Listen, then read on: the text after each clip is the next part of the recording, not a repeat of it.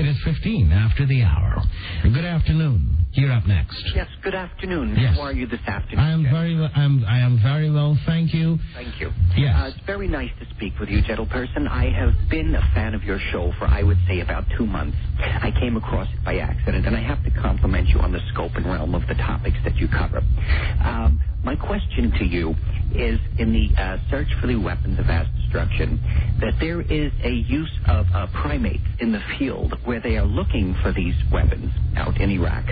And I heard an interview with a Captain Charles Broyhill, who apparently was in charge of this brigade, and I was wondering if you had any opinion on the use of primates and monkeys to look for such weapons. And I was wondering if, I don't want to sound rude, but you listen to the Don and Mike show ever? But I didn't get the last part, but I did hear the belch. There's some people who no doubt are prepared to argue that there are some primates that are of far greater value than some human beings. Okay. Hi, Don and Mike. We appreciate it. Thank you. Hi. Welcome to our show. Hey, Don and Mike, or you don't know que fill a book. The Don and Mike Show, and they'll say what they wish. Where else would you rather be than right here, right now? All right, now here they are. No! Some of the best friends of Uday Hussein. Climb back it. Well, then you got that part right. They're going to be the pallbearers. Story. He was a neo-Nazi with one true enemy. Himself. A man of faith. A man of hate. And a soul torn apart. Viewer discretion advised. If anything, they were casual acquaintances. All right, just acquaintances, not friends. Good afternoon, Mr. and Mrs. Caruso and all the ships at sea.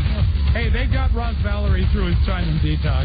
Don Geronimo and Mike O'Mara. Oh, my God. Oh, my God. Thank you, Robbie. Hello, and thank you for listening, everybody. This is the Don and Mike Show. It's a new episode on Thursday, July 23rd. Right. And, you know, we're still feuding with our network. However, hey, how about a little pat on the back for the professionalism that we've not let it spill over on the air recently? Not a chance. We're pros. Look it up in the book. Yeah. Our deal sucks, but we're still here, baby. You can call us at 877-365-3636. I will mention just to piss them off, it's 307. If you're listening to us in Canada, Rob hates that. Call 800-636-1067. At Washington, D.C., your sneaky little number that we still have is 202-432-1067. Hi, Don and Mike. Buzz Burbank here. Hey, Buzz. Is anyone listening? Hey, what happened? Shut up. Did you wash the ass today? Someone call for a doctor? There you go. Tight as a nun. And hi, and welcome to the show, everybody. Glad to be here. Let's see. First, let me tell you this. Tomorrow, I won't be here. Mike will be here tomorrow. What? Doing the Mike Show. You. You're good, you. I know. I'm taking a vacation day. Tomorrow, 3 weeks from tomorrow, my wife and I take the boy to college. Right. And I had this plan. The boy and I are going away for a nice 3-day dad and son final get it out of our system weekend. Right. That's very nice. So I won't be here tomorrow, just so you know in advance. I've not been hit by a car, and I've not had your arm or your hand amputated. Correct. Just taking a day to spend a nice 3-day weekend, the last one I'll have with my son. So Mike will graciously come in and fly solo tomorrow, and for that I thank you. Yeah, what's always exciting about that when I do that, which is very rare, I will be very, very drunk when I'm here doing it. You know, I'm drunk for every show. As opposed to today when you're I'm moderately drunk. Moderately drunk. I always like to have a little extra toddy and come in here, so bring some for me. I will, Buzz. Buzz, I kind of count on you to be sober. Okay, all right. Well, I'll do that too. No problem. Now that I've got that out of the way, I've got to talk about Uday Hussein. I mentioned yesterday. Now, is Uday the younger one or the older one? He's the worst one. The good-looking one. He's the worst one. I don't know if he's the younger one or the older one. They talk about one of them was overtly a maniac, and the other one that's Uday. And the other one was the sneaky one who liked to do the killing. Right. His name was Fred. Fred. What Fred Kusai. No, I heard it was Fred. Oh, okay. I heard it was Fred. His nickname. His friends called him Fred. So anyway, I mentioned yesterday some of the stuff that this guy Uday has done, and I was wondering, I was pontificating during the news if it was propaganda or not, and I don't think it is, but it was a flood of it yesterday, and so much of the stuff that this guy Uday Hussein, who now thank God is dead, has done is just awful. But there's some things that I've done actually some research here, and Rob, I know it's surprising, real research. You've gone to the library on this, and I found some of the stuff that he's done that I think now perhaps in some odd context we can look at and maybe I don't want to say laugh, but the guy was nuts. Besides the awful, horrific things that he would do, absolute power corrupts absolutely. To people, listen to this. 7 years ago, a Baghdad man's pretty 17-year-old daughter vanished and was rumored to be held inside the Iraqi Olympic Committee compound run by Uday. After 10 days, the frantic father asked his attorney to inquire about his daughter. The attorney presented himself at the committee and was taken before Uday Hussein. According to the file of the attorney's testimony, Uday, quote, was looking at the papers I had filled out. He said, I was going to break both of your legs so you could never come back here, but I see that your left leg was wounded in the Iran-Iraq war, so I am only going to break your right leg. Jesus. A henchman then shot the lawyer's right foot, leaving him unable to walk, and he recalled being dumped out of a car near a hospital. Wow. Wait, there's more. There's more nutty stuff. Uday, of course, as you well know by now, he loved women. He used to do awful things to women. Well, one night he was watching TV. He was watching the local TV station. Hey, this is a great show. It's called Banzai. This is another thing he used to do. He used to get first-run American movies. He'd pirate them off the satellite. Yes, and he would put them on Iraqi TV just so he could watch them. Right. Like when The Matrix came out, when it was in our theaters, it was on Iraqi TV because Uday got a copy and just said, put this on TV, I want to see it. Wow. So they had what in essence was a news show. And one night he didn't like something that one of the announcers said, a woman. Uday ordered the head of the attractive TV announcer to be shaved so that he could keep her long locks of hair. Then he can find her naked at the Olympic Committee for 1 month when she objected to the fact that he was going to cut her hair off. Jesus.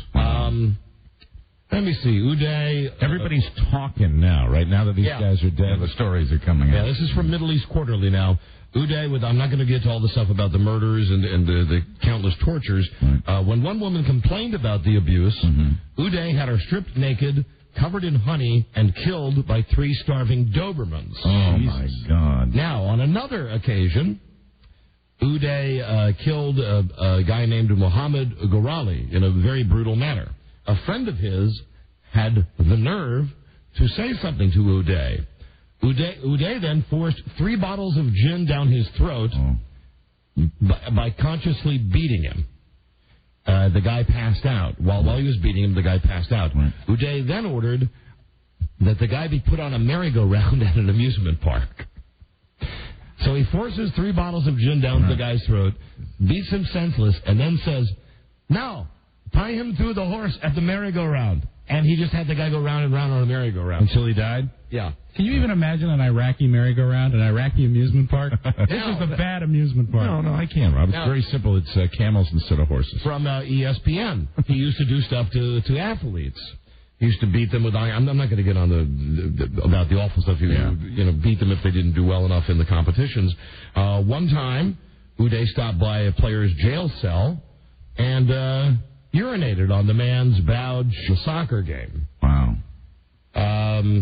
As soon as the double-door entrance to the office of the Iraqi National Olympic Committee President Uday Hussein, he was the guy in charge of the Olympics, the boxer knew what awaited on the other side. He had returned from a competition where he had been knocked out in the first round. pay the price.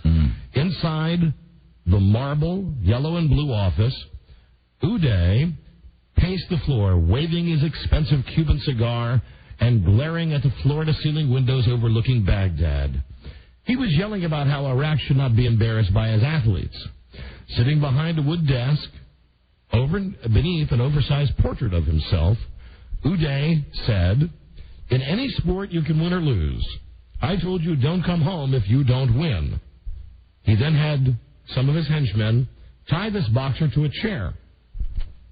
"This is how you box," he screamed, as he pounded left and right straight into the fighter's face. Blood dribbled from the athlete's nose as Uday launched another round of punches. Then, using the electric prod he was famous for carrying, Uday jolted the boxer in the chest. Blood was streaming down. The boxer cried out as Uday held the razor to his throat, and he moved the blade to the fighter's forehead. Uday laughed. He then shaved the man's eyebrows, which is an insult to Muslim males. I'm waiting for the big laugh out of this. Well, I didn't say that this was going to be a laugh. These are the. It's just I haven't heard any of these ones. These are all new. Like the ones about I don't like the woman on TV. Right. Let's shave her head, and then have her go back and do the news. And she gets mad, so he says, "Okay, I'm going to tie you upside down and hang you naked for 30 days." It's amazing how terrified the people are over there. They had to see the pictures. I mean, the reason that we released the photographs of the dead bodies was just because, nobody's going to believe it. And, unfortunately, it's not making a big difference in our guys getting whacked over. Here's some stuff that doesn't necessarily have to do with people being killed or having shaved or anything. Uday built a massive palace in the middle of Baghdad. He was dissatisfied with the noise of the traffic driving this by. This is the big one that he did. So, he had a single-lane overland bridge built next to his palace to divert the cars and slow them down. It created miles of traffic jams in Baghdad, but when he would go outside, at least his yard was quiet. That's what he wanted. Everybody knew that Uday, a party animal, would help himself to another man's wife, maybe just for a night or two if he felt like it, and share her with his entourage if he felt like it. Sometimes he would walk into weddings, take the bride on their wedding night in her gown. Sometimes the groom would be found later. Sometimes he wouldn't. Yeah. And they said, I read another article that indicated that sometimes the grooms would commit suicide after not surprisingly. Yeah. Now listen, couldn't happen to a nicer guy. It was nice to look at those dead bodies of those creeps. Please understand, I'm not saying that this is funny. Right. I'm just saying these are stories. I mentioned this yesterday. I wondered how much of this was true. Right. And I'm not reading you the really horrific stuff. This bizarre stuff. Yeah, this is just nutty stuff that I don't know if you're going to hear. If you turn on the news, True. I don't know if you're going to hear this stuff. He was pretty amazing. I mean, in his torture of his fellow Iraqis. If you were late for a meeting, you might get beaten. He would beat his butler for having body odor. Can you imagine that around here? How many people we would have to The beatings would never stop around here. He would beat a butler for giggling. He'd beat an official of the radio and TV authority if there were grammatical mistakes made on the air. Right. Strict. My God, we would be absolutely. Imagine if all of our callers were beaten every time they made a grammatical mistake. You guys no! Okay, so after he had the bridge built to keep the traffic noise near his yard to a minimum, he decided that wasn't enough, so he had another bridge built near the presidential compound, the 14th of July Bridge, and that one had signs on it said, "Only Uday Hussein can drive on this road." So he spent millions of dollars to make a road, and that had signs put up saying only he could drive on it. You know, what's amazing is when you read about Saddam Hussein being such an incredible tyrant, that he obviously spoiled his kids, because his kids had free reign to do whatever the hell they wanted. Now, with a record like this, it's hardly surprising that Uday made many enemies. They tried to kill him in 1996. Assassination attempt fell short of the mark, leaving Uday temporarily paralyzed and with a permanent limp. Right. It also left him impotent, which no doubt helped improve his already sunny disposition. Right. Let me see. It's hard to imagine any outcome of the current war that doesn't involve Uday Hussein ending up dead through whatever means. Then it goes on to say that, baby Uday should be in front of a war crimes tribunal. That's just some writer's thought that we shouldn't have just gone in and killed him. Why waste time? It's a war. But I don't know, man. I mean, this guy. However, there is a part of me that also thinks that when I hear that argument, that when you have guys like this, if you can capture them alive, it's very important. And it probably would have been good propaganda for the United States to have a criminal trial where you could bring fellow Iraqis forward. Yeah, but that would certainly help our cause. But would they have the guts to step forward if he was still alive? You know what I mean? Well, that's hard to say. I mean, That is tough. If he was in custody, I mean, they are terrified of that family. So what we do is like Weekend at Bernie's, but it's Weekend at Uday's. We still put him on trial. But Right, and we pretend that he's alive. Right, we can work Absolutely. Well, they're too disfigured, Rob. I have an idea. Take that man, and I want you to make him drink 3 bottles of gin. Wow. Right now. Okay. Now, strap him to the merry-go-round. The one with the camels. Nut. God. Jeez. I mean, really, not to make light Well, of it. I mean, you got a guy. First of all, he's got the gene. Yeah. I mean, let's not ignore that. The evil gene. He's got the evil gene from Daddy. And then he's able to do whatever the hell he wants. Right. It's his country. He doesn't even have to run it. Can you imagine if we're sitting here, we're watching TV? Hello, Channel 4. Let me speak to Wendy Rudiger. Wendy, Uday here. Shave that head of yours. I didn't like your grammatical error. I want your hair. You made an error. So she comes down to get her head shaved. She dares say something. All right, now I'm going to tie you upside down naked for 30 days. It's amazing. Wow. See you later. Crazy. What a dick. Would be easier with J.C. Hayward. Yeah, you just say, I need that wig, honey. Right. Send the wig over. I need that wig. Give it a smart yank. Can you imagine him going to the Broyhill wedding? Ah. Oh, my God. Oh, my God. Oh, my God. Hello, Lisa. You're a pretty girl. Come with me. Yeah. Wow. What a douche. That really, I can't, of all the things, and I know he committed horrible murders, but when I read the wedding thing, that is just, man, and that's like almost like the Roman emperors used to do, too. I mean, it's just sick stuff. Let me see. Right, and he's probably having a nice, chat with Lucifer right now. And the final thought on this guy, at least from one of these accounts that I'm reading, is no logic explains the behavior of Uday Hussein. They don't even have a name for what he went through, but they do think that he had a very advanced form of penis envy. That's according to a doctor. Wow. Penis, I mean, like he had a small thing? Well, I don't know. That might have something to do with the fact that he was impotent. His anger toward women. Well, the impotence came after the assassination attempt. When they tried to kill him, he was left sexually dysfunctional. That's what I read. Right. He had a stroke, seizures. Which was a result of his assassination attempt. Sex became impossible. Right.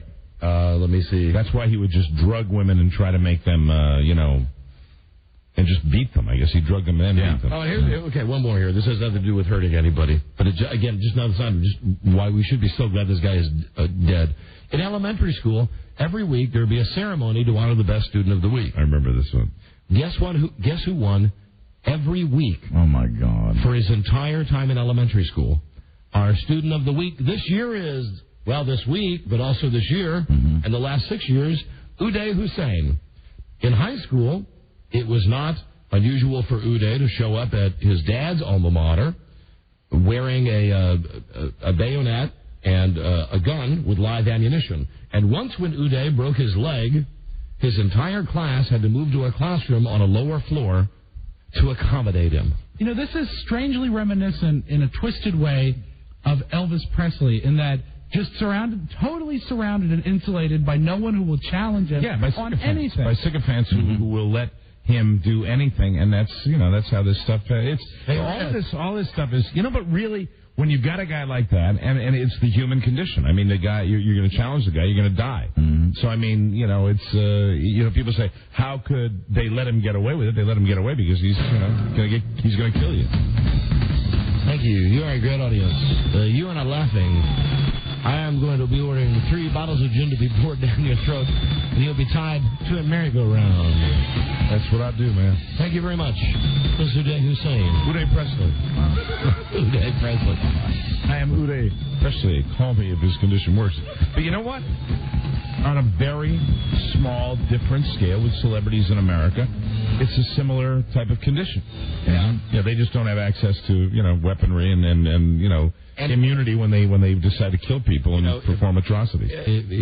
There's nothing funny about this, but if taken out of context, some of it is so absolutely over the top, bizarre that if you don't laugh at this, you're just going to go. Now the other guy was bad in his own way. Kusai. Because Kusai was the guy that was just nice and quiet. Yeah, he would just walk up and shoot people. He liked to kill people. Yeah, he did. So anyway, I just did a little research on that because we had that on the news yesterday. And Kusai's favorite thing I read to do was to shoot people in the head.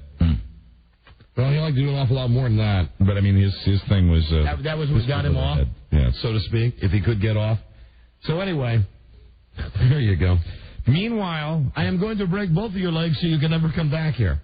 Wait, I see your left leg was wounded in the Iran-Iraq war. I will only break your right leg. So a war hero, a guy that's fighting for his country, and he shoots him anyway. Right. And meanwhile, Daddy is still at large. Correct. We don't have any sign of Daddy. Yep, making tapes. Correctamundo. And it's bizarre to see the pictures of them like at their pool, right? To see Dad and Uday and Fred just walking around, bastards, loving life. Now, hey, listen, everybody's glad they're dead. What I don't get, and you know what I really don't get, and I mean, when you hear about this, and if the Iraqi people were aware of this, how in the name of God they still are mounting resistance over there? I don't. Not all of them are, but well, no, I mean how there is a significant amount of resistance where. He's got three more of our guys killed today. He's got his propaganda machine, or at least he did, like when he ran the TV and ran the radio. Maybe you realize brainwashing from when they're little bitty kids and it goes through their whole life, and that's why they have that. This presentation of The Matrix brought to you by Uday, your friend Uday. Yeah, it's a first-run film, and I'm going to show it to you now. Yeah, because I'm such a great guy.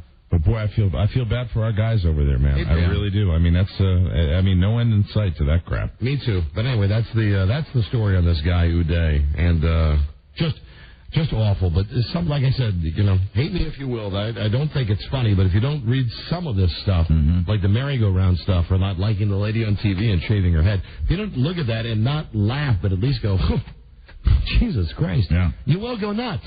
And I guess you really will. And I guess everybody has to ask the question now when you're looking at 158 Americans that have been killed over there right now. Is it worth it that these guys are dead? That we got these guys, but we didn't find any of these big weapons they were talking about? And I think that's what all Americans are asking themselves right now. And here maybe is an answer. Yes, when you find out what this guy and his brother have been doing. Maybe it is worth it. Maybe it is. Maybe it isn't. Maybe it is. Now, it's not my kid over there, so I can't comment on that. Right. But maybe it is because just the stuff that's being reported now are just the people who feel brave enough because they think he's dead to come out and say some of the crap he's done. Yeah. Who knows? There's more. Yeah, who knows? But you can look at the other side, and there are still governments that we support where this kind of stuff goes on, too. Yeah, that's also true. These guys don't have the exclusive franchise on torturing their own people. Right. And it happens all over the world, and we should remember that we also supported this regime for a while. We did. And here's the first line of one of these the searches I did. If you want to get a good idea of Uday Hussein, imagine his father, Saddam Hussein, without all the self-restraint and sanity. Wow. Oh, my God. That's a good way to put it. That's the first line. Yeah. Wow. Uday had problems. Big problems. I think so. Well, he's got a big one now. He's got the biggest one of all now. His mouth is full of dirt. Right, exactly. And great pictures of him, incidentally. I'm glad that was Uday the one with the not shaved head with the beard? Was Uday the younger one? I don't know which is which. I do know that I went on the web and saw the picture. I think Uday was the tall, thinner one. I think. I'm pretty sure. Well, anyway, that's what I had for you about Uday. Just a little frightening. It really is. It is, and that in this world, in this day and age, that crap still goes on. And I spent a lot of time watching all of because there's so many goddamn cable news stations now, and hearing the propaganda on both sides on why we should be there and why we shouldn't be there. But you don't hear anybody coming out and saying this is the crap that this guy did. I'm not making a case that we should be there or not be there. Right. I'm just saying that this stuff is out there. And, my sources for this were the Washington Post, the New York Times, the Los Angeles Times, with the exception of the Post and their writing about the radio, you would have to say that they're a pretty well-respected newspaper. Well, and the Post got into a lot of that stuff, but obviously you dug a little deeper with some of the other papers. And a lot of the stuff comes also from a newspaper called Middle East Quarterly, which has just come out with a special edition. Uday is dead. And that's where I got a lot of the stuff, and it obviously is not making a difference, the death of these two guys, in the resistance that's being mounted over there. Well, there's a spurt of retaliation right now. Hopefully that won't last.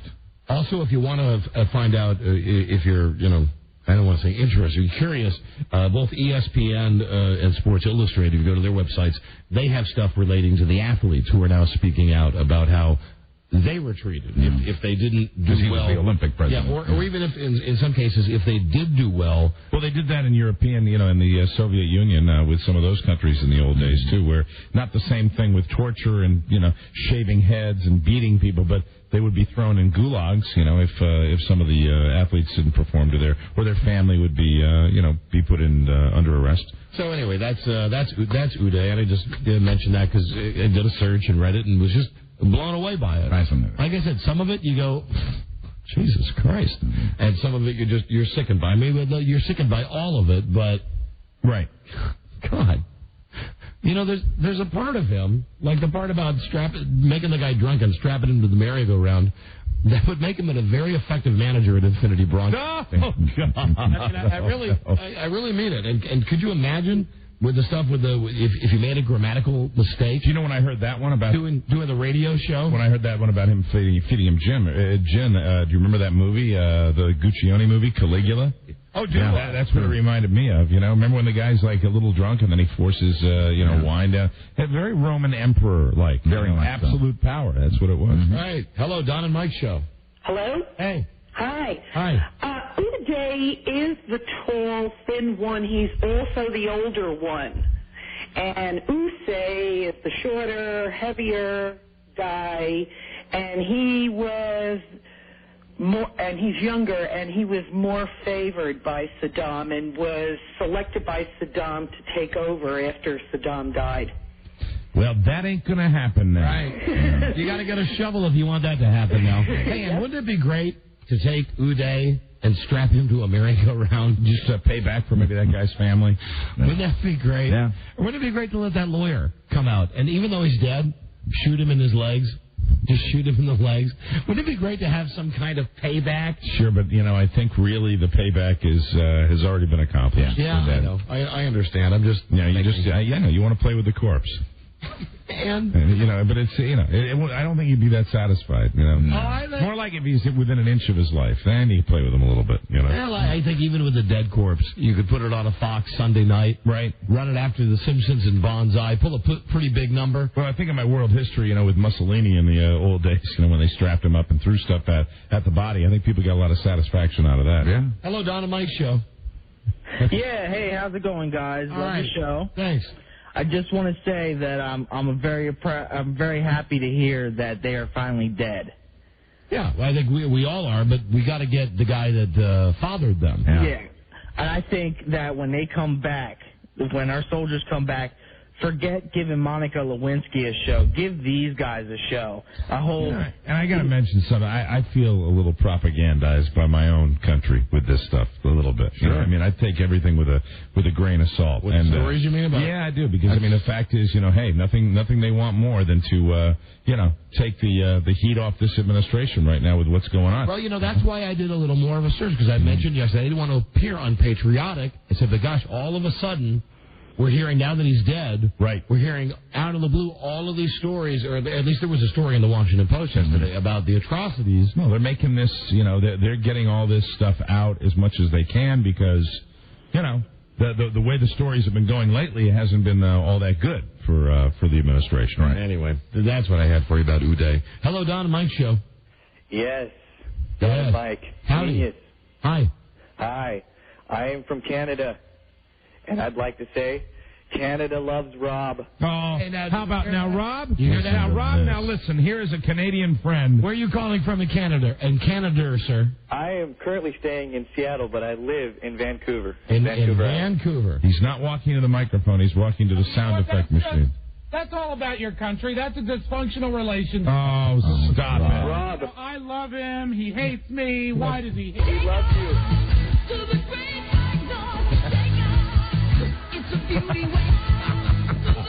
Come back to Canada, Rob. Come back to Canada. Come back. We're missing Rob. So don't take it personally with Rob. Rob's like, in some ways, the Uday of the show. Rob is filled with a great deal of anger. And, we saw a little bit of that yesterday. I'm going to come to Canada and put you on a merry-go-round. We'll have a blast.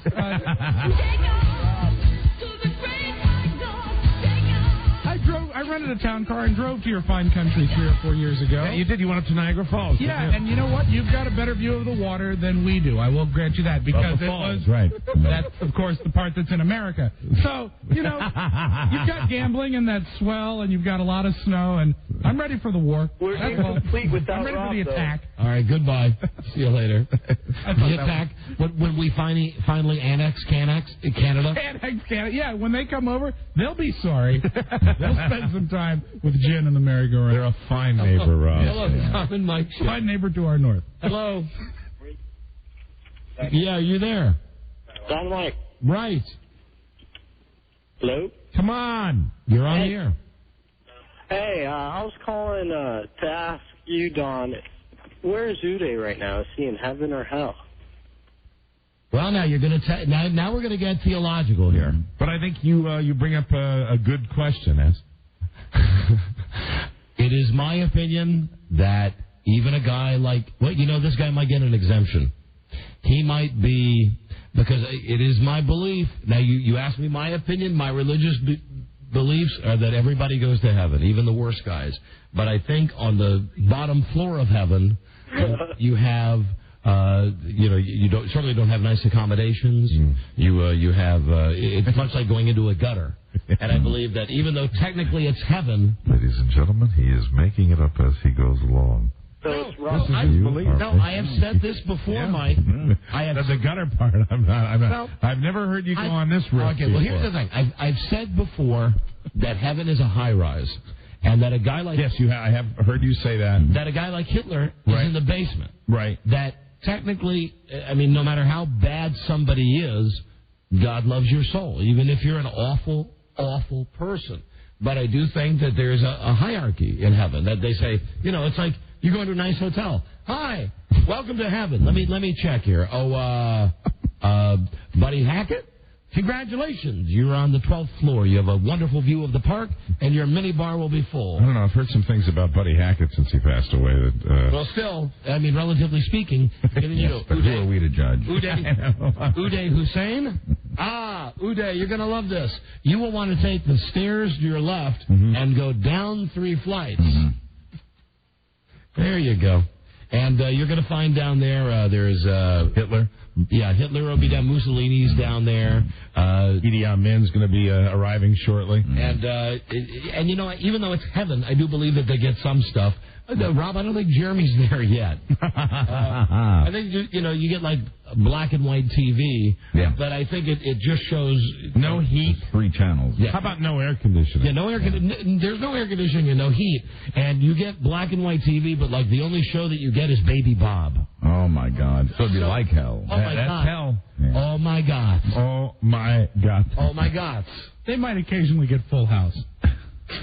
Reruns. Reruns of Full House. Sure. That's Rob. That's early reruns. No, that's above ground. Yeah. You think? I think if you're in heaven and you're above ground, like if you have a ground floor apartment, that still means you weren't a really great person. Can I add something to your vision of this so-called heaven you're talking about, where he's on the bottom floor? Yeah. And I think really at some point he maybe takes a walk down the hallway and opens up a door, and suddenly on the other side of this door is every single person that he killed.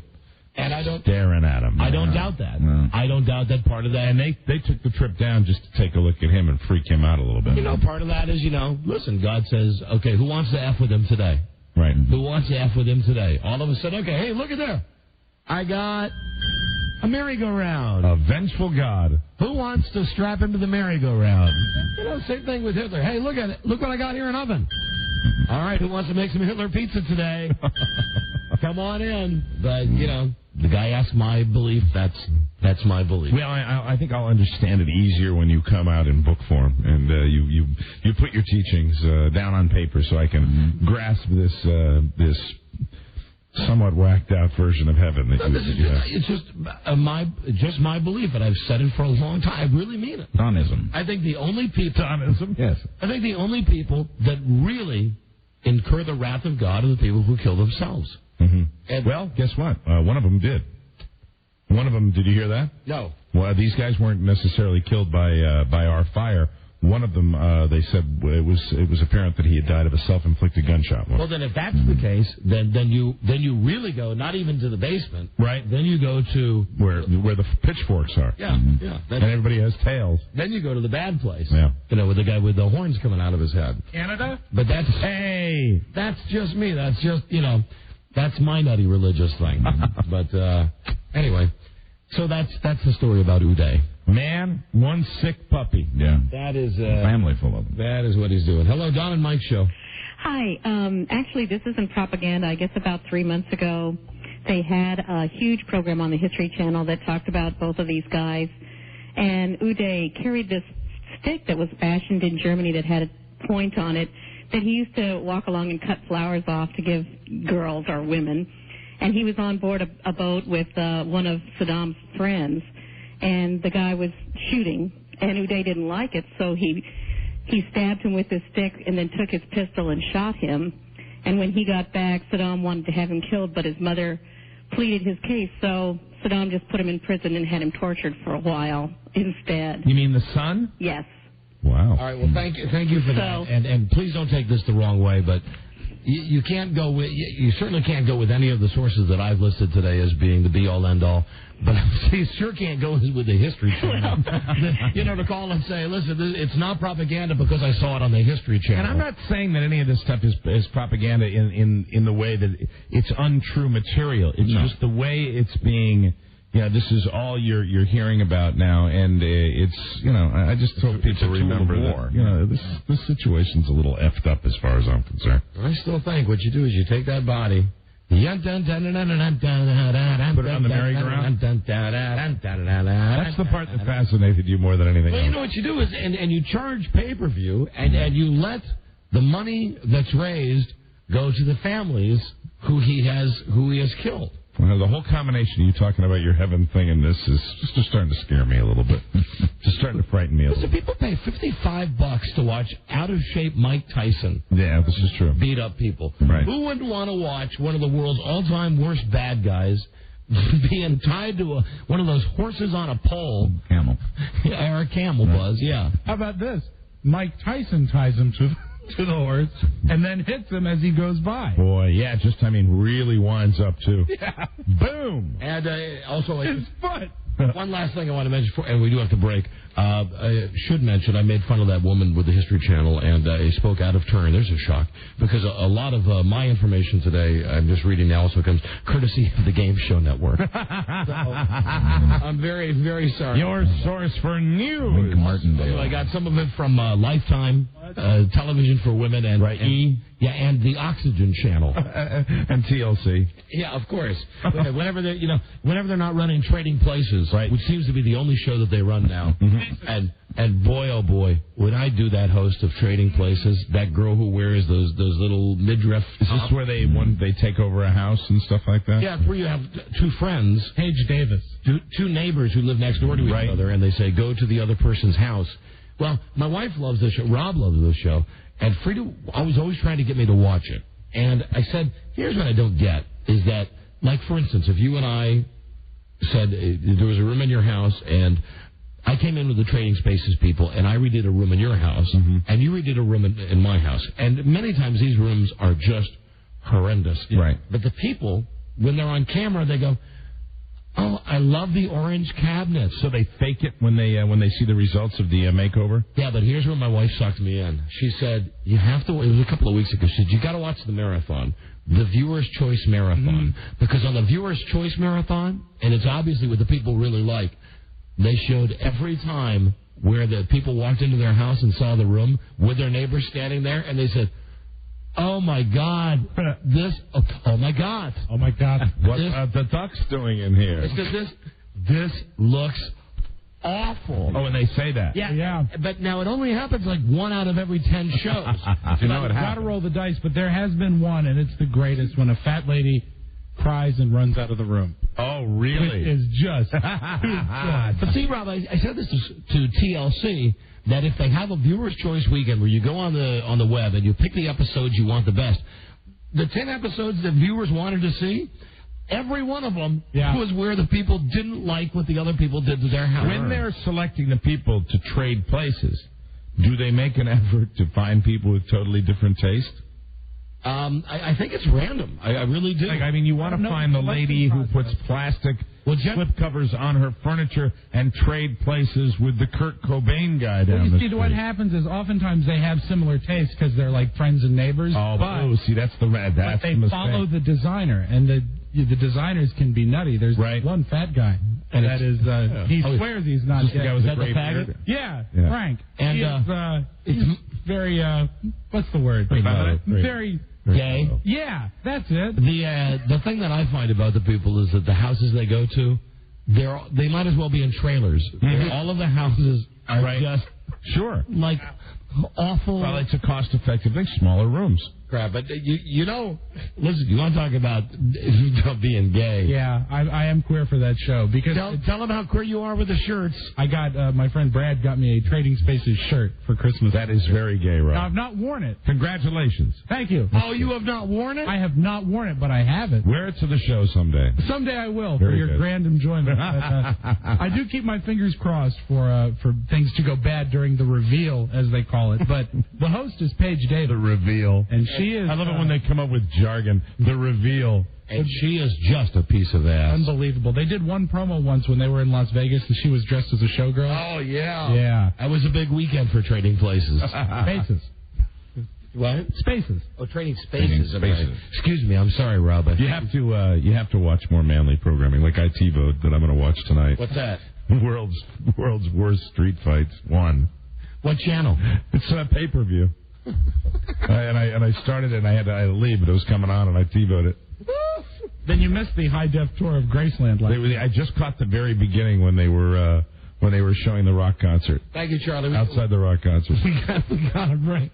So you paid? Well, what channel is it on? It's one of the high ones. Where you like 198 or 199. One of the real high ones. And the way I understand it, I haven't seen it yet. But is it an all-day ticket, or do you have to TiVo it? I think you have to TiVo it. That's why I did it. And it's like horrible, terrible street fights, and in between, women showing their boobs. Hey! You just given me a tip. Only in America. You've just given me a tip. Tomorrow night I'll sit down with my son and say, hey, let's find this on TV. The fine viewing for it's only in America. Okay, we got a break. We'll be right back. This is the Don and Mike Show. Adult motels were never like this. Here's a story about the wackiest, sexiest, fun-filled place to take your girl. The Groove Room. A place where lights flash, machines spark, and the people get more turned on than the electricity. The Groove Room. Somebody just had to invent a place like this. It's the special place that every modern loving couple is looking for, and it has some extra equipment all its own. Open the door, hook up, switch on, and then blast off for the wildest fun thrills of your life in the Groove Room. Don't be embarrassed. Ask the next pretty and sexy girl you meet to join you in the Groove Room. You'll both never regret it or forget it. Come on, take off your inhibitions and have some fun in the Groove Room. The Groove Room, all new, in color, and rated X for adults. From Independent International. The Don and Mike Show.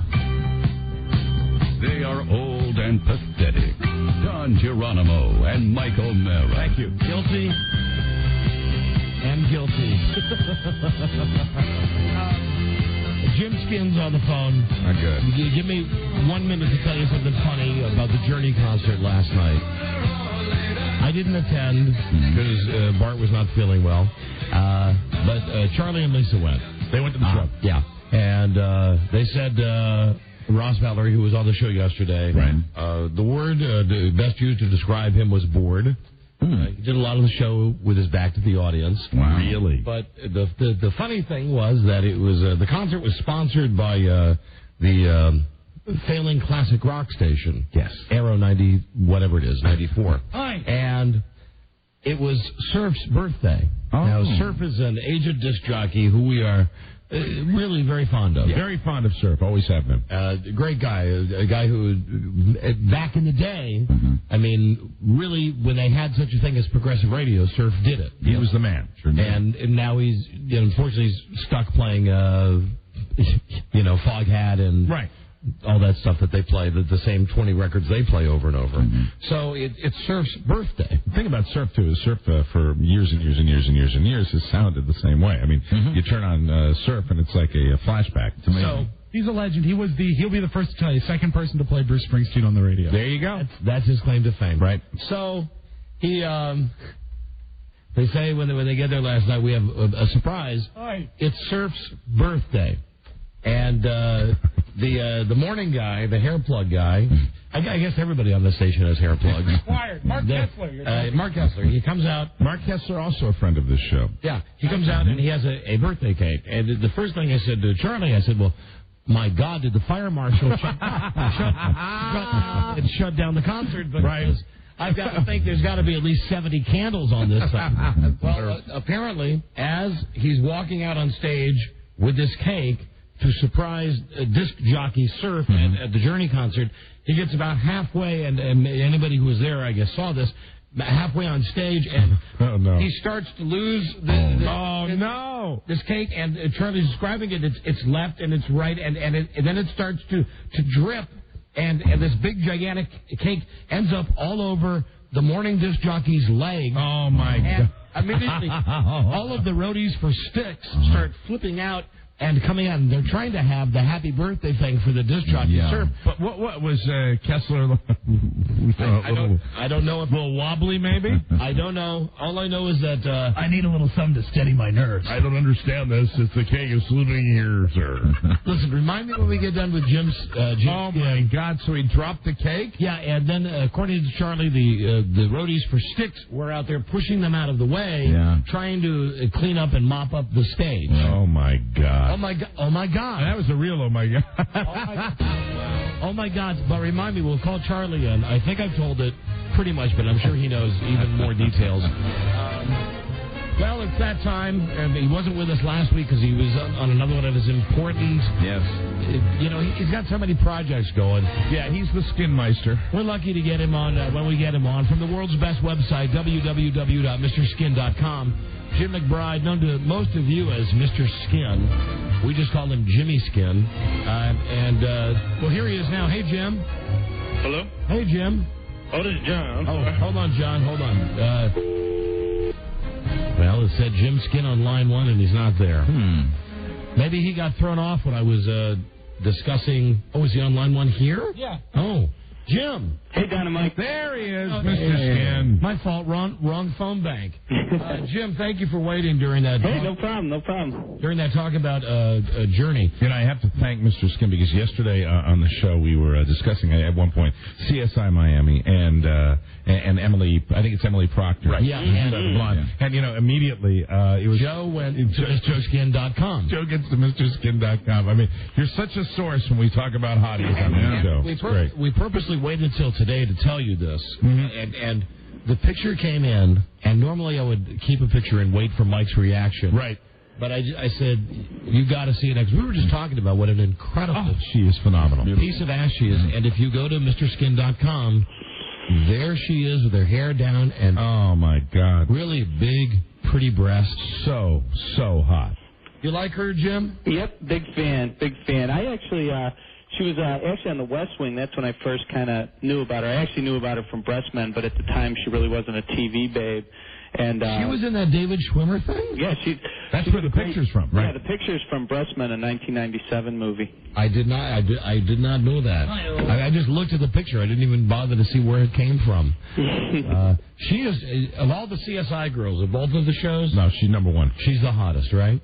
Oh, yeah, and there's a ton of hot babes, but she's definitely the hottest. You don't have any of Old Red, do you? Of Marg... Yeah, she actually did a movie called Frame by Frame in which she's naked in a bathtub. It's pretty hot.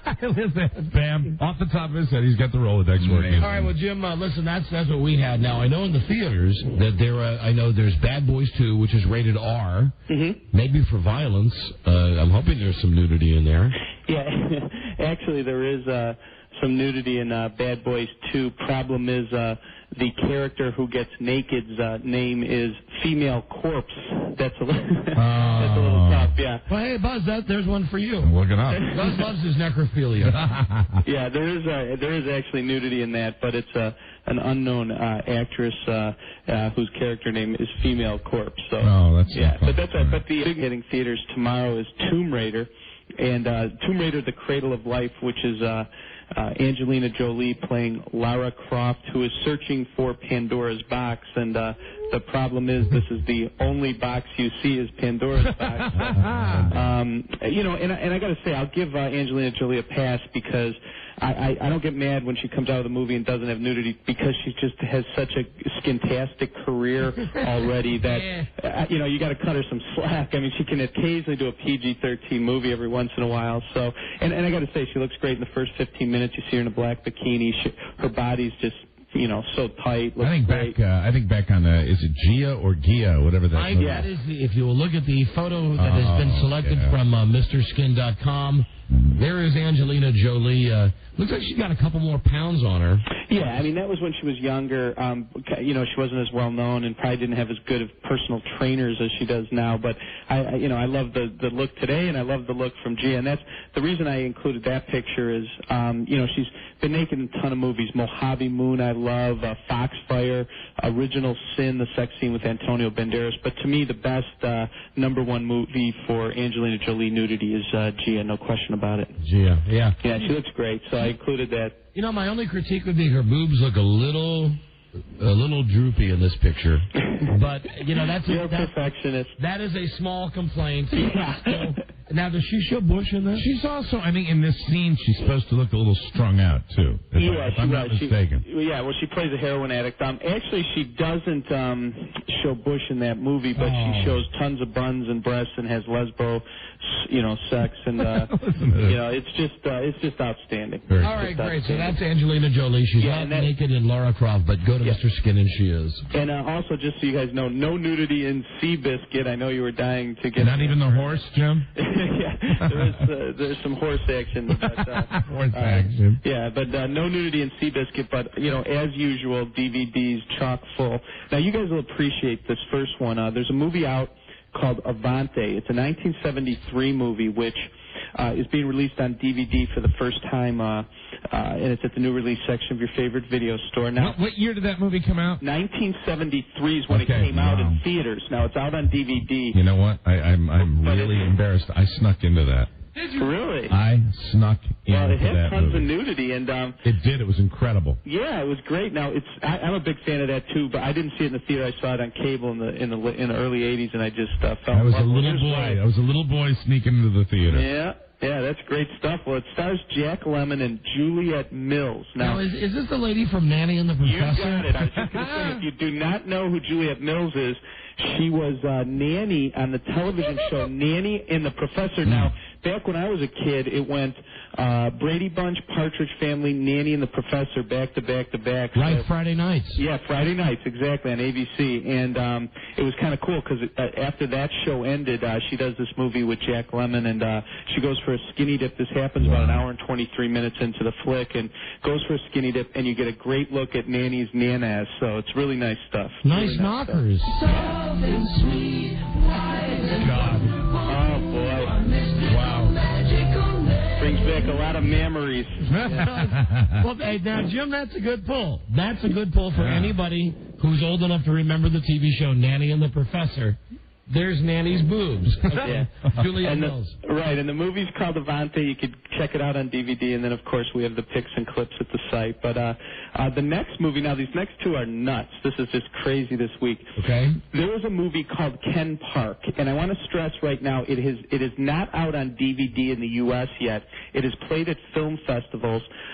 We have been able to track a copy down. The only country that has put this to DVD so far is Russia, believe it or not. Wow. So if you don't mind them talking in Russian, this director is Larry Clark. Now, he's the guy that did that controversial 1995 movie Kids. He also did Bully, the movie with Rachel Miner and Bijou Phillips. His stuff is crazy, but this is the most controversial, and in this he has Tiffany Lemos and Maeve Quinlan. She's a girl from Bold and the Beautiful, and he just basically gets, these actresses are all of age, and so are the guys. But he has. Oh God! I'm looking at the picture with his tongue, on her. Oh, yeah, it's like this stuff is. There's no way. I mean, this is NC-17 stuff. There's just no way it's going to get an R rating, and it'll probably won't play in. If it does, it may hit an art house theater or two. But the sex is really graphic. It's unbelievable. The girls are naked the whole time. Jim, is this the guy? Do I see the guy's wiener in this picture? You see it. Oh my God! I don't want to see a guy's wiener on Mr. Oh, I just saw that.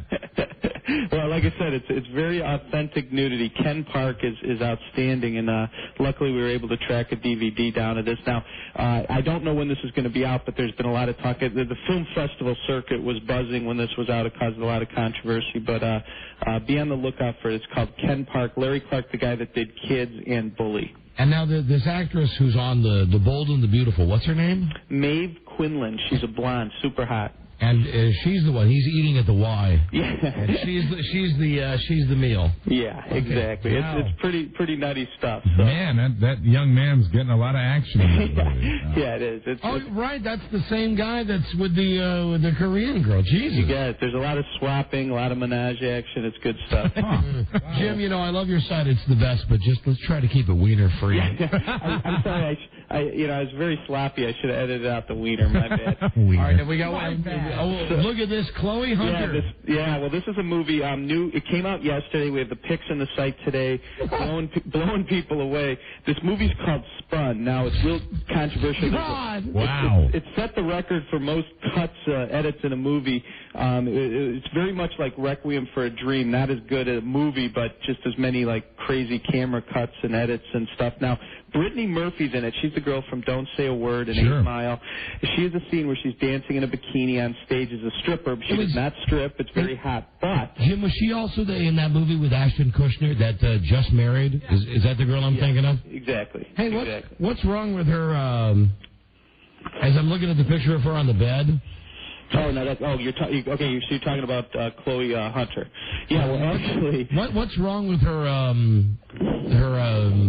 think it's just that she's pushed up a little. Yeah, it's the angle, Don. Yeah, it's the angle. I think everything. If you see the other picture of her site, you'll see a normal one. What's wrong with her? But Chloe. I'm talking about her vagina. I know you're talking about her vagina. And it appears to be going out instead of coming in. You know what I mean? Yeah, I think it's because she's. It's a scene where she's fighting to get out of the. Actually, here's the deal. It's a funny scene. She's with. See, it's an outie, not an innie. She definitely has an outie. Well, she's in the. Her and her boyfriend have sex. He ties her to the bed. A fun, tie to the bed scene, completely nude. Now, because they're all drug addicts, he decides, hey, I got to run out and we're out of drugs. I got to run out and get some drugs. He leaves the motel room and forgets about her. 3 days later, the motel keeper walks in and unhooks her. But it's wild. So she's pretty much full frontal nude throughout the whole movie. Now, there's two versions of this. There's the R-rated version, and they also have released a director's cut of Spun. If you get the director's cut, you get a kind of a gyno shot as she's getting off the bed. It's a pretty graphic thing. So I recommend that because you get all the stuff from the R-rated and you get the gyno shot. So. Wow. The gyno shot. Chloe Hunter. And the other ones, she appears to be in some kind of motion. The legs. Yeah, that's from the deleted scene DVD. That would be the gyno shot you were talking about, right? Yeah. It's pretty wild. I mean, a wild week for Skin. This Spun. I was been waiting for this for a while, and it's definitely a lot of guys are going to dig that if you rent the movie. Just You know, it's just I'm gonna best I can with my broken hand. I'm just gonna take a Sharpie and just write put a circle of that. That looks like a what do you call those maps? Like what do you call the maps that have bumps on them? A relief map. Yeah, a relief map is what it looks like. Buzz, are you able to pull that picture up? I am. You ever see anything like that? It looks like a bone. Well, there is one there. No, I realize that, Mike, but there will be.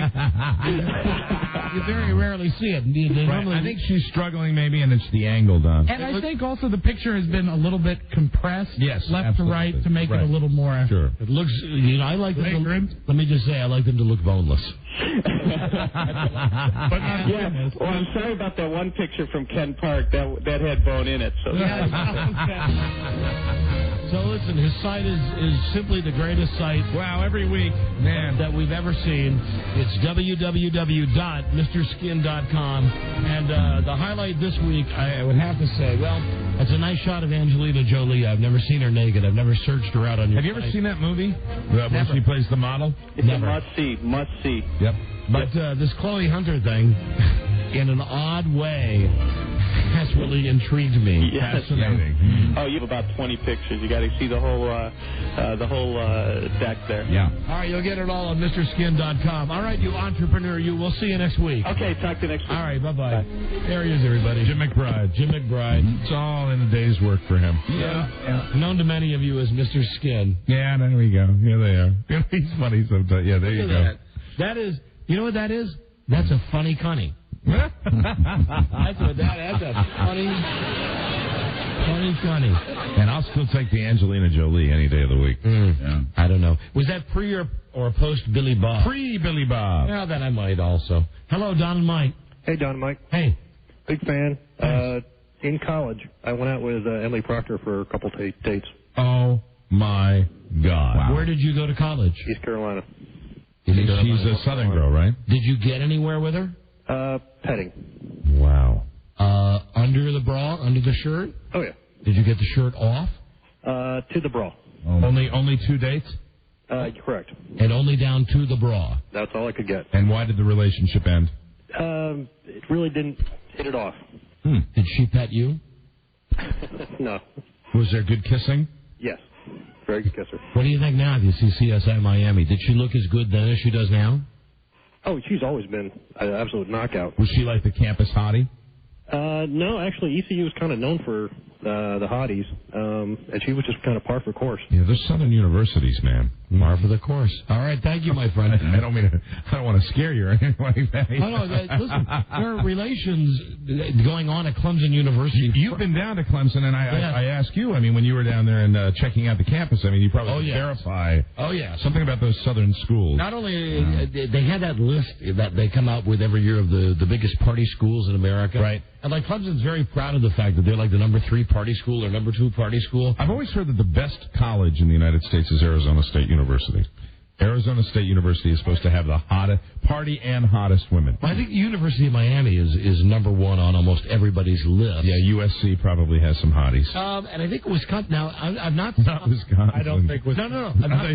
No. I've not seen a hottie list, but I do know that Madison, the Badgers, University of Wisconsin, that is a top 5 nationally ranked party school. Really? Because what else do they have to do? Yeah, I bet the hotties aren't there as much, but I'm sure that they party their asses off. They pound. A lot of the hotties seem to have avoided VCU. I can't explain it. Anyway, thank you for calling. That guy. American University didn't exactly have, turbo hotties. We had a few. That guy. We had Wendy Rieger. Mm-hmm. Oh my God! I forgot to mention when we were on vacation. Over the 4th of July. Right. The TV Guide did a feature story on Wendy Rieger. Okay. About how down-to-earth she is and what a real journalist she is. Right.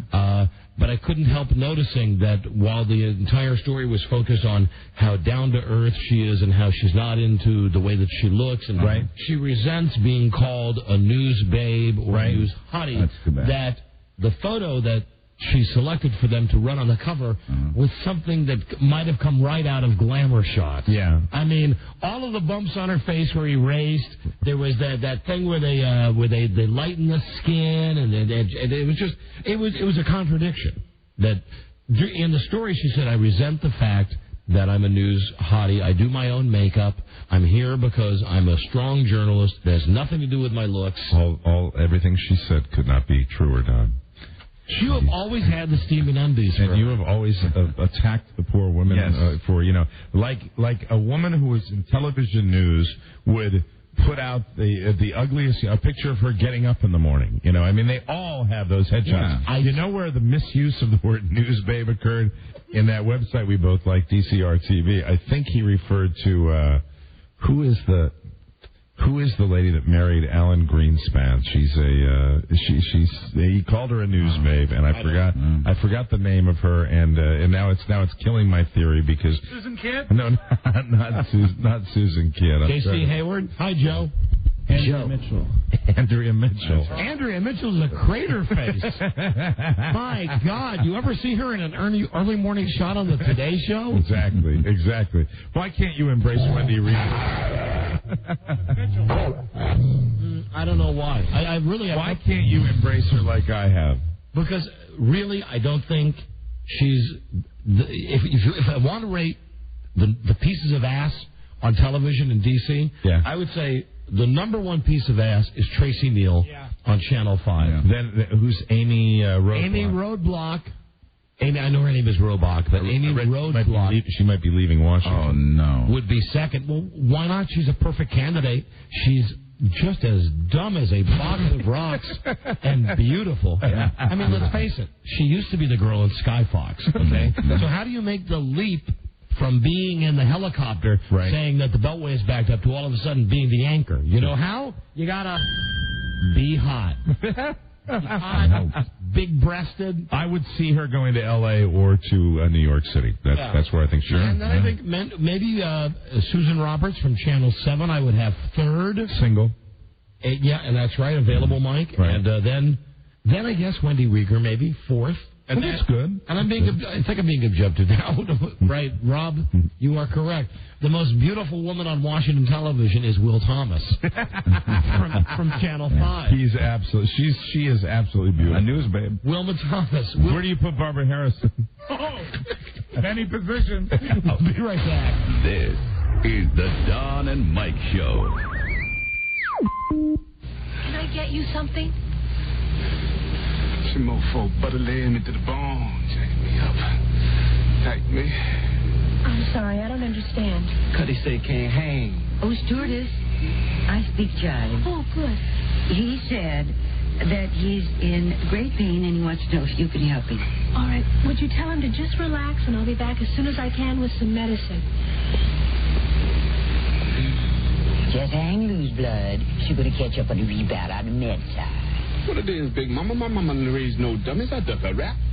Cut me some slack, Jeff. Chomp don't want to help. Chomp don't get to help. They can't hang. Say 7 up. Yeah, that dude don't got no brains in him. The Don and Mike Show. Is anyone listening? You can call Don and Mike anytime from anywhere in America. 877-365-3636. They're ready to believe you.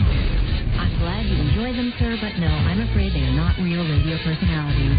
Hold on. Did you wash the ass today? There you go. Moving faster than the speed of justice. The Don and Mike Show. Amen, brother. All right, listen, we're going to be giving away these Sammy seats in a couple of minutes. That's to go on stage with Sam Hagar and the members of Leonard Skinner who are still alive next Tuesday night. Seats that Sammy held for himself.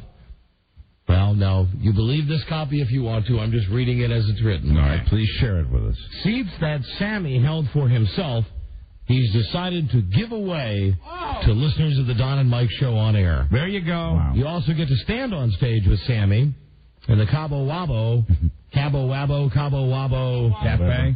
Cantina area during the set. That's what it is. Tickets are available at NissanPavilion.com. We will give these away in a couple of minutes. Anyway, it's a chance for you and a friend not only to get on stage, stand there with Sammy, but sit and enjoy a tropical drink while he's performing on stage. The new Cosmopolitan is out. Yeah. And remember what Ross Valerie called it. What? Porky. Getting porky. That's right. Well, that's right. And let me just call Broyhill real fast. I got a sex article here, but let's get the skinny. Hello. No pun intended with Sammy Hagar about Surf's birthday cake last night at Journey. All over Kessler's leg. Mm-hmm. Yeah, tell us what happened. I mean, you pretty much had it right. Kessler was walking out with it, and as he was taking more and more steps, I guess it was getting heavier and heavier, and then it just fell all over his leg. Oh, so the whole birthday cake went down on the stage? It looked like a sheet cake from a grocery store, but yeah, it was all over the floor. And how did the crowd react? Oh, everybody laughed. Everybody laughed. Oh, my God. And was there any mention of Surf's age? No, not at all. Okay. Not at all. But, his hair length hasn't changed either. Yeah, hair plugs for men. Sure. All right, thanks, Charlie. Bye-bye. 70 candles on that cake. Wow. How funny is that? Remember, we always determined that he wasn't as old as Liddy. Right. So there's that. There you go. So the new Cosmopolitan magazine is out. Love it. Count. You read Cosmo constantly, don't you? Guilty. Subscriber, guilty. Right. Because, of course, I'm always trying to find new ways to please my wife. That's what keeps your marriage young. My violently insane wife. And last night, incidentally, I don't know if you were in the Northern Virginia area, there was a meeting of the VICs of Washington, D.C., the violently insane, VIWs. Right. The violently insane wives had a meeting. Occasionally can be the VICs, can't it? Yeah. Not in my experience. Very good, Rob. All I know is that in the Fairfax County area, from 8 till 10, lights dimmed from all the talking going on. That was it. And I know that it was an absolute 100% attendance. All of the violently insane wives in the metro area attended last night. They went out to a wonderful restaurant, and Frida said that she and Carrie had a great time, and they were the only wives there. Very good. It was a meeting of the violently insane wives. So only 2 of them really in the metro area. Well, the only 2 that Rob and I know of. Right. It would be my wife and his wife. Right. Your wife's not included in that? Apparently not, but maybe an oversight. I mean, Buzz, don't take offense at that. I mean, I don't. And I don't know how to put this because, I like Marcia. Unlike you, I like Marcia. Oh, no, stop that. Oh, my God. Buzz, I kid because I love her. Yes. No, what I mean is, I'm more familiar with Carrie. I feel...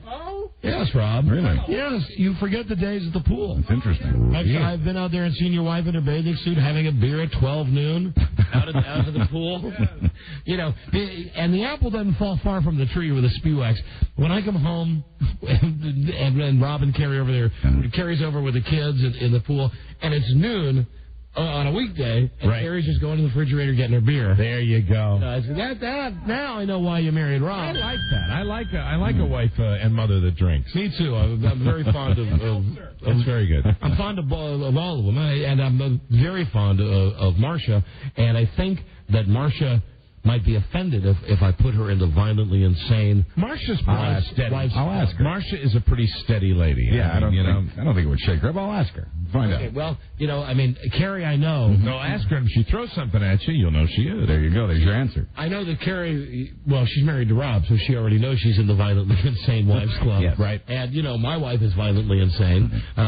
Mine wasn't. I just thought I'd throw that in.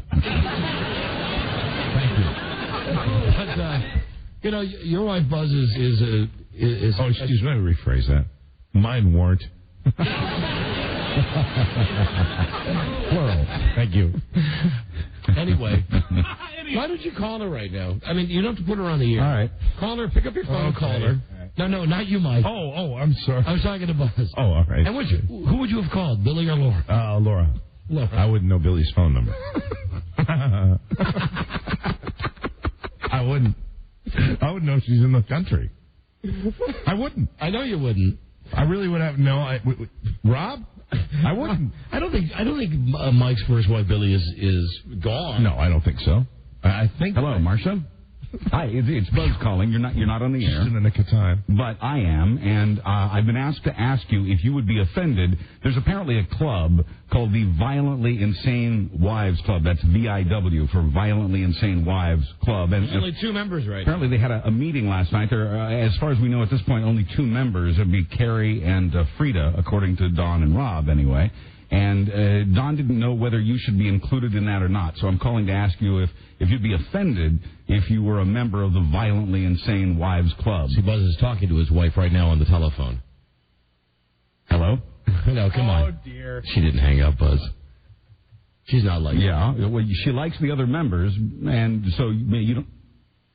Doesn't consider herself violently insane. See? So perhaps not a member. That's why I did not put her down as a member. And that's why Don says he didn't include you in the club. So we were just checking to see whether you should or shouldn't be included. Make sure she knows that, Buzz. Make sure that that's clear to her, that I didn't include her, not as a slight, Don but wants you because to know I don't think she's violently insane. Wants to make it clear. Make my it wasn't wife a slight. or Rob's He wife. just doesn't think of you as violently insane as he does with Frida and Carrie. Hey, Buzz? Yes. Will you give her my best, please?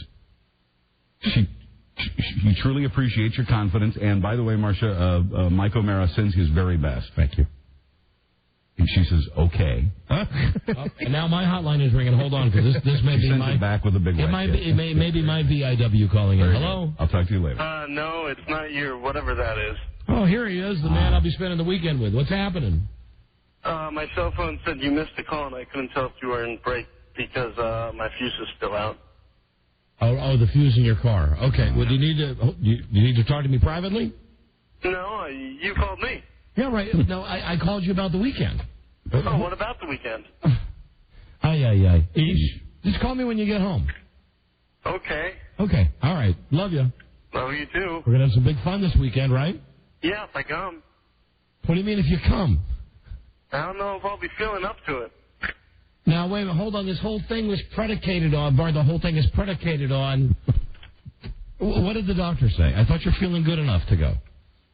Well, I didn't get any medicine or anything. Well, then you must be okay. No, it's just I have something that's like strep, but not quite strep. Oh, well, that's good enough then. All right. I'll talk to you in a minute then. All right. Okay. Bye. Bye.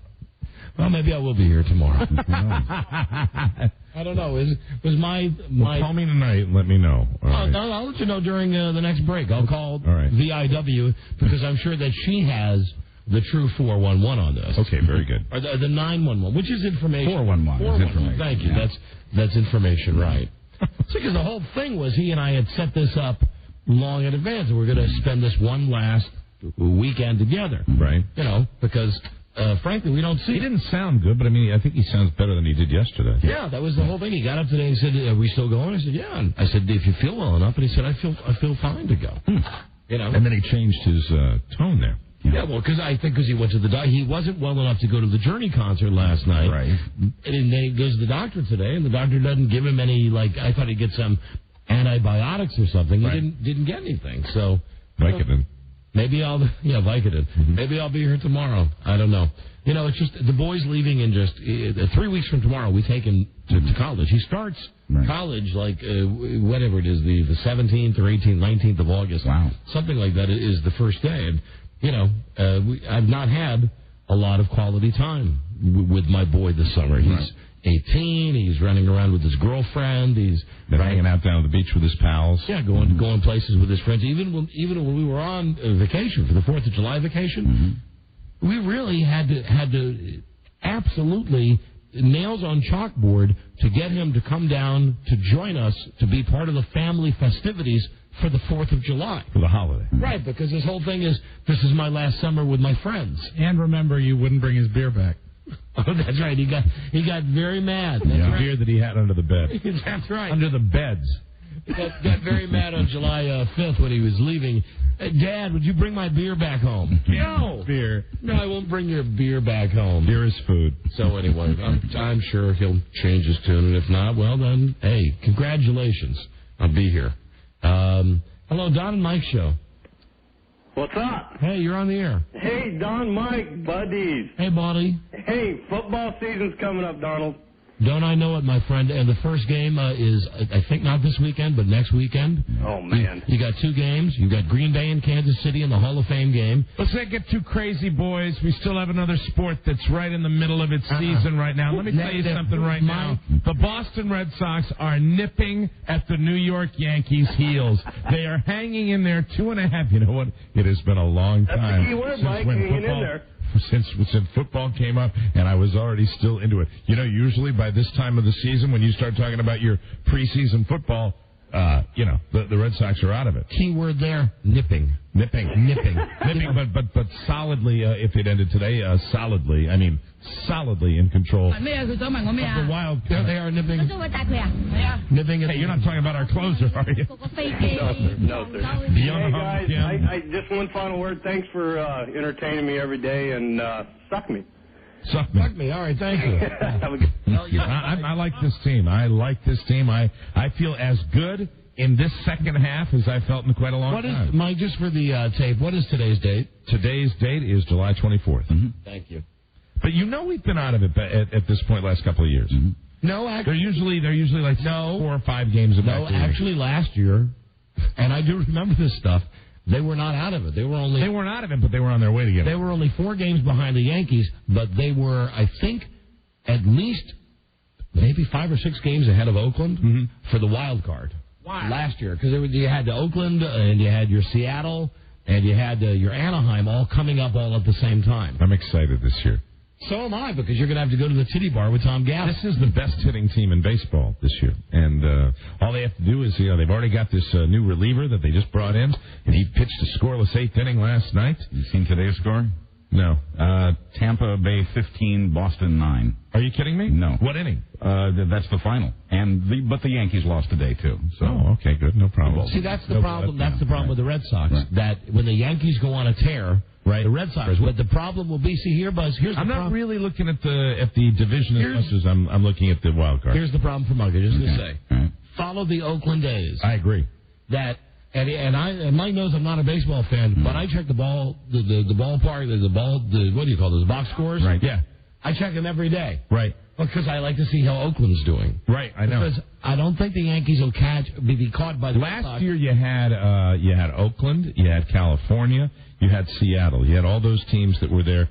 This year, it's not the same kind of field, and also this year the Yankees aren't the same kind of juggernaut that they've been. Didn't your beloved Red Sox just get done playing that powerhouse Detroit Tigers team? Yeah. And they're playing Tampa now, but they But Mike, as you said, they're a great team, and great teams give up 15 runs to the Tampa Bay Devil Rays. Thanks, Buzz. Sorry. And Now, Buzz is very nice about giving me the scores, even when I'm not asking for them. So, so 15 runs today? Yeah. Did it say who pitched? Crazy score. I don't have that. I'll find it for you. I think they called Carl Yastrzemski up. They went to the gay part to pitch. Yeah, they went to the gay part of Boston. He was at the game the other night. Yeah, sure he was. I saw him. That's true. Wearing his rainbow T-shirt. Right. I had a picture. The reason Don does this is Carl Yastrzemski's my favorite baseball player of all time, and I had a picture of Yaz one time, and Don, like 15 years ago, and Don soiled it. He defaced it by writing Yaz as a fag. I remember. Yeah. I'll never forget that as long as I live. Grand. You know what? And it was one of those few. It was when you did it. It was so cruel, but I had to laugh because it was funnier than it was cruel. Yes, a fag. Thank you. And didn't you put just fag under it? Yeah, and then I wrote Yaz is a. First I just wrote fag. Oh God, we're children. We're middle schoolers. But yeah, football, baby, 2 weeks away. Green Bay, Kansas City. Hall of Fame game. You got the Jets playing someone over in. Am I the only one who thinks the Redskins have a pretty good shot this year? I don't know, Larry. What do you think, Larry? This is Larry Michael, Westwood One, Notre Dame Radio. There you go. Hello, Don and Mike show. Don, Mike. Yo. Yo, what's happening, man? Hello, my friend. Hey, first of all, I want to say thanks for that iPod, man. You guys hooked me up with an iPod. It's pretty sweet. No problem. Hey, and I want to know if you've seen Tom Likas. And I guess he gave the name of Kobe Bryant's accuser, the girl. Oh, and yeah. He's getting all kinds of pubs. Yes, and I've seen Tom Leykis' picture. If you've ever wondered what Elton John would look like 100 pounds heavier, check it out. And it's sad. You know, I put him in that same Michael Savage category. Right. That the publicity Tom Leykis gets is that he amazingly uncovered the girl's name, the accuser's name. Right. You know, 3 letters describe that. BFD. Absolutely. Tom Leykis, or as we like to call him, Poppin' Fresh. Hey, Dar. Yeah. Can you take me out with a tequila shot and a bong hit? Don't have either, sir. I can take you out with this, though. Did you wash the ass today? Later on, man. Bye-bye. See, Tom Leykis caught a lucky break. They hid the girl's name in a cookbook. Like it would, you know, and I've read about this. This has generated publicity in the industry. Like it makes a big deal if you come on and go, all right, everybody, I've got something right here. I've got it right here. You've heard the Kobe Bryant story? The girl's name, I'm going to reveal it right now. Her name is Betty Crocker. So you've heard the name. Right. Right? It's a big deal. Correct. I mean, you want to make some news, get the girl on the phone. Isn't the name supposed to be protected? It is. It is supposed to be. Isn't it illegal what he did? No. I don't think it's illegal. It's just considered unethical. And I think part of it is because so many, like we were saying yesterday, so many of her dum-dum friends have come out and talked about her because they all want to be on Dateline NBC 2020. That Easy to figure out who it is. Easy to figure out that she worked. The story is that she worked at the hotel. Concierge. That she felt some kind of a chemistry with Kobe when he checked in. And, you know, all you got to do is call the hotel and start asking around. Well, if Leykis found out the name, that meant she worked in the hotel bakery. But anyway, kudos, Tom Leykis. That's going to put you on the radio map, my friend. Right there, I want to tell you, a career was made. Maybe you can wear some other outfits besides basic black.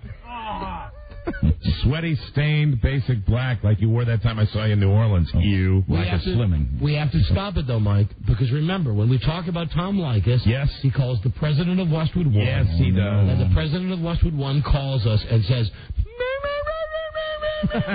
stop talking about Tom, you know, like we've ever talked. We just talk about him when someone from Seattle calls. Right. Seattle. That's it. Okay, one more call, and we got a break. We never even got to this sex article. Hello, Don and Mike show. Don and Mike. Yeah. What's up, buddies? What can we do for you? Hey, man, you know the Yankees got beat by them O's today. Yeah, way to go, O's. All right. I was looking for an impression. No, actually, I wanted to talk to Mike. What's up, buddy? Come on, move it along. Let's go. Go. Look, my wife's getting ready to leave me, and she's trying to take my kids out of state. Quick. Put it in a nutshell. Well, my wife did not do that, so I can't relate to that, sir. Well, I know that you've had a few wives in your time. Yes, I have. Yes. How can I help you? I don't know. I'm just wondering if you had any advice for me for... No, actually, have your wife call me. I'd have advice for her. Actually, I'd have congratulations for her. Oh, yeah? That's just a joke. That's a joke. Tell her I'm going to send her a complimentary invitation to the VIWs. Yeah, she needs one because she is a VIW. Sound like you're pretty well thrown for a loop, sir. I hope you get better. All right, listen. Will this guy's wife dump him? Break that bitch now! Yes. Quick! Is she dumping you, sir? Yes, she is. And all actually, right, Winners all around. Bonsai! You win. Betting to end. Bonsai! Place bets now. I know, but you know what? She's taking her time and dragging her feet about it, and she's not getting the hell out, man. And she's driving me crazy because she says she just wants to get herself on her feet and, you know, get a job that she wants to do and crap like that. And I'm supposed to sit there and just live with her, you know, and know that one day my family's Buddy, I will tell you, and I'm speaking seriously right now, if you have kids involved, you got to make it work. You got to make it. You got to put all the other stuff aside, and you got to think about the kids first. And, you know, it sounds like a cliche. It sounds like a cliche, but whatever you have to do to deal with that, it's your kids first. And as long as you remember that, everything will play out. And listen, I have a little picture. I know, but she's trying to take my kids 400 miles away. Listen, whenever this gets to be too much, I want you to do something that I've thought about doing to help with stress. I've got a lot of stress in my life. What I want you to do is go out and get 3 bottles of gin, and you drink them very carefully, and then you get a friend of yours to tie you to a merry-go-round. I want to throw in that last part that you read during the break. No. About the stake through the head? No. Don't mention that. Don't say that. And, sir, whatever you do, please don't let it get in the way of your teaching. Thank you for the call. Hey, I haven't gotten my tapes on my speech therapy yet, but I'm All working right. on it. Yeah. Okay. You know what I mean? Yeah, whatever. You know what I mean? People do judge You know, listen, by the words you use. here's the thing. The more you talk, the more we're on her side. Oh, man, see, that ain't right. That is right. So please, let's part as friends. Good luck to you. All right, F you. Yeah. Yeah, same to you. All right, see ya. And you wonder why this is happening to you. Take care. Take care. No, see, whatever. I'm not like Hold this, on. man. Place bets now, Willie. Hang on. Place your bets now! No. No. Quick!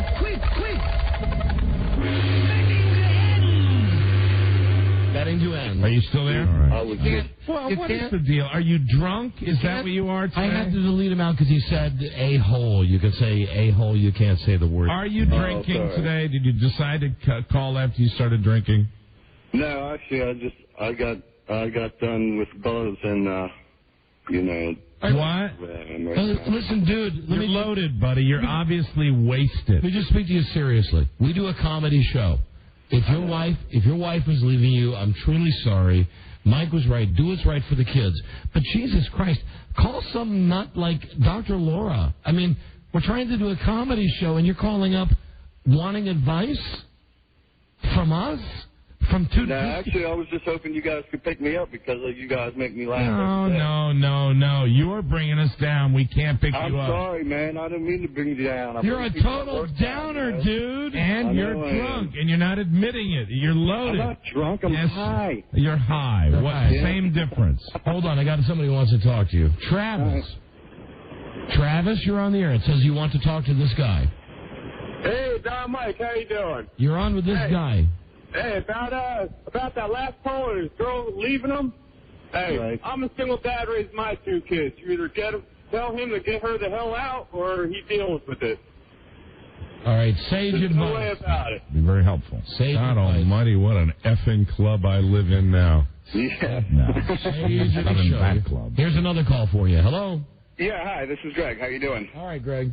Good. Hey, I just wanted to chip in and agree with Mike and say do whatever you have to do. When I got divorced, the wife almost always gets custody of the kids, and she moved. I followed them and stayed nearby, kept seeing them, and eventually she had the own rope to hang herself, and I ended up getting custody, and I'm the same boat now. The answer is stalking. So it worked out. It worked out well for you. Well, I mean, basically, no matter what, you have your kids. You got to base your life on them. I agree with Mike. No matter what, no matter where they go or what they do. All right, now listen. You gotta sound be like them. Well, you sound like a guy actually cares about his a kids. semi-reasonable guy. Let me just ask you this: would you ever call our radio show for advice on your marriage?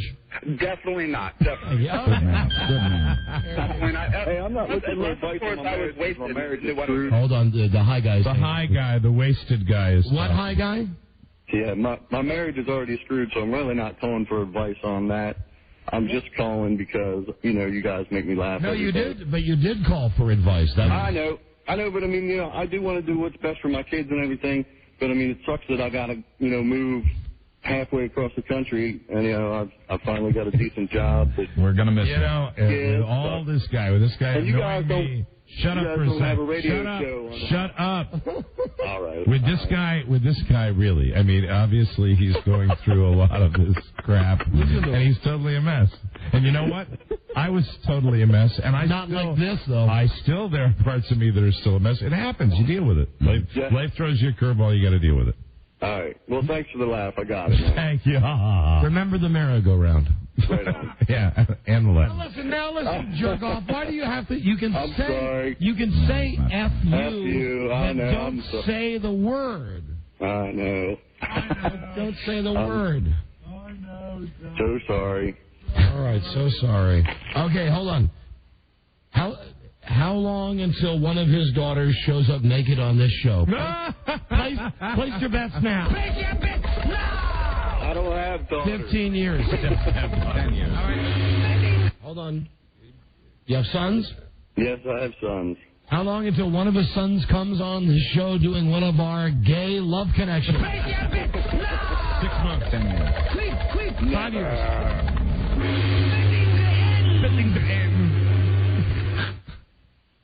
Never happened. Oh, God. All right, man. So that would be bad if one of your sons was gay?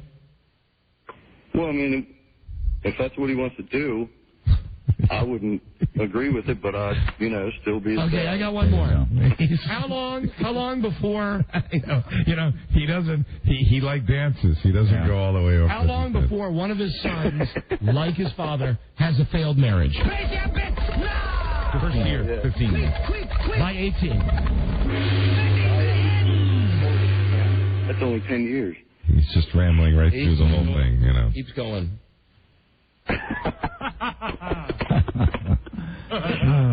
All right, it's been fun, man. You guys have a nice day and go take a break. Wouldn't you like to maybe apologize to our listeners for what you've done? I apologize to all your listeners. No, don't apologize, sir. You've been a great break for us here. Oh, we are on break, have we? No. He's so wasted here. Place bets now, Willie. Hang up after we play this tape. Place your bets now! No. Quick!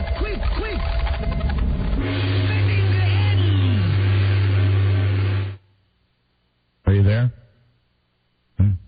We lose and yet we win. See, now that would be the perfect out if he figured it out. But I've not heard that distinctive click yet. Might have happened during the. You know what? The line has gone down.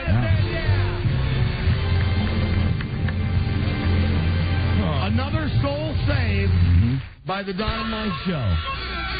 Who says we don't do good work?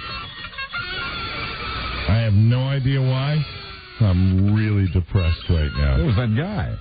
Who's that guy? Yeah. No, come on, Mike. I'm really in a funk now. I'm in a blue funk. Think about the Red Sox. Is the next segment going to have sex in it? They only lost by 6 runs today to the Devil Rays. Yes. All right, that'll cheer me up. Yay. And what guys, according to Cosmo, what guys are really aching for in the bedroom. Yeah. Guys are really aching for. Violence? Yeah, all right. We'll be right back. All right. This is the Don and Mike Show. He lay looking up at the dark ceiling while she cried, and he no longer liked her. He had taken what was good in him, and what had he gained? Nothing but emptiness, void. But I'm a man now, he thought, and listened to her crying there beside him. I was a boy, and now I'm a dirty, stinking man. The Don and Mike Show. They like their cruelty the way they like their women. How's that? Naked. Right. Don Geronimo and Mike O'Mara. Hello, Don and Mike Show. Good, Mike. How the hell you doing? Howdy, my friend. Hey, how's your hand doing? Thanks for asking. Much better. I've got not the full cast anymore on my wrist, just half a cast. And you have one little thing on your finger. And just one of these metal splints left on my finger. So doing much better. Thank you for asking. Well, have you ended up having to learn how to switch hit now? No, and you know what, Buzz? When I finally do get this thing off, boy, it's going to be absolutely crystal clear because there's been no action at all for the last week. Wow, I forget about your DNA, huh? Yeah. Oh, hey, you got to keep that prostate clear. I've had no action because I've not been able to get my jerk on. It's a gay call. And it's not that my wife... Not that there's anything wrong with it, but this call is extraordinarily Well, I'm gay. ignoring it because I enjoy talking about I know. my own That's pleasure. gay, too. My own pleasure.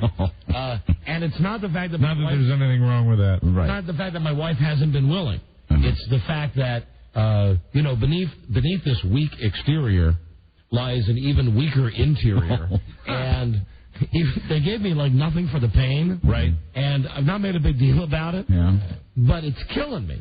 And it's like I'm taking Advil all the time, and I get home. So your finger still hurts? Yeah, and my wrist hurts even worse, and I don't feel like having sex. However, having said that, it is getting better, and I imagine when I finally am able... When you're able to get your grip? ...to release, that it would be like turning on tap water. Just that against using the other hand. Well, Buzz, the thing is... He's in pain. He's not in the mood. Yeah, I don't feel like this could help the pain. This could relieve the pain. Well, why are you talking him into Django? What is going on here? This is disturbing. Well, because the alternative is hearing about what happens, and he finally does. Oh, like you're not interested, Buzz. You're the guy that helped me. You're the guy that gave me the textbook. How do you mean that? You know I'm not. Mike, you're not guilty of this. It's not that I'm not interested. I find it very funny. It oogies me at the same time. Buzz, you are always a willing participant. Even help me. What was the What is the name of the clear stuff? Seminal fluid. Yeah. See, Seminal fluid. why? See? Yeah. Yow. See, I'm used to it being like a whiteout. And recently, as I mentioned, it was like like the fountains in front of Caesar's Palace. Yes. It was just clear and just... Yeah. See, Mike, here you go. Normally it's like this, like liquid paper. Ladies and gentlemen, he is now taking whiteout and showing me whiteout like I don't know what whiteout looks like. Now, it's not crusty like this normally, but I'll just put a little right here. A little dab on the... on your side of the It's never that color anyway. A lot of times it is. Not that color. not like tooth cap Regis's teeth white. All right, well, maybe it's got a little, or sometimes there's a little blood in there. But I'm throwing up right now. I don't need that. No, you know, actually, you're right. It's more of a nutmeg color. If I was to give it a color. Yeah, it doesn't have, it has like eggshell. It has woody undertones and a woody undertone. I bet. You're damn right. It has a woody undertone. Anyway, the guy asked about my hand. He did. Which incidentally was... He was not asking about your hand. He was asking about you working your man. Which was heard 1 week ago on this show in the now famous sausage incident. And really contributing to a theory that is held by many of our listeners that you are accident prone. I would tend to disagree. I'm brave. I was the one that was standing there holding the microphone close enough for the sound of the... Whilst I cowered in the background by the pitcher's mound, hoping to avoid Charlie Broyhill's flailing arms. Mike, you were equally brave. Really? However... How was I equally brave? Because the guy could have hit the sausage right at you. Oh, that's You were standing right by Broyhill. Yeah, that's right. I put in the coward rank.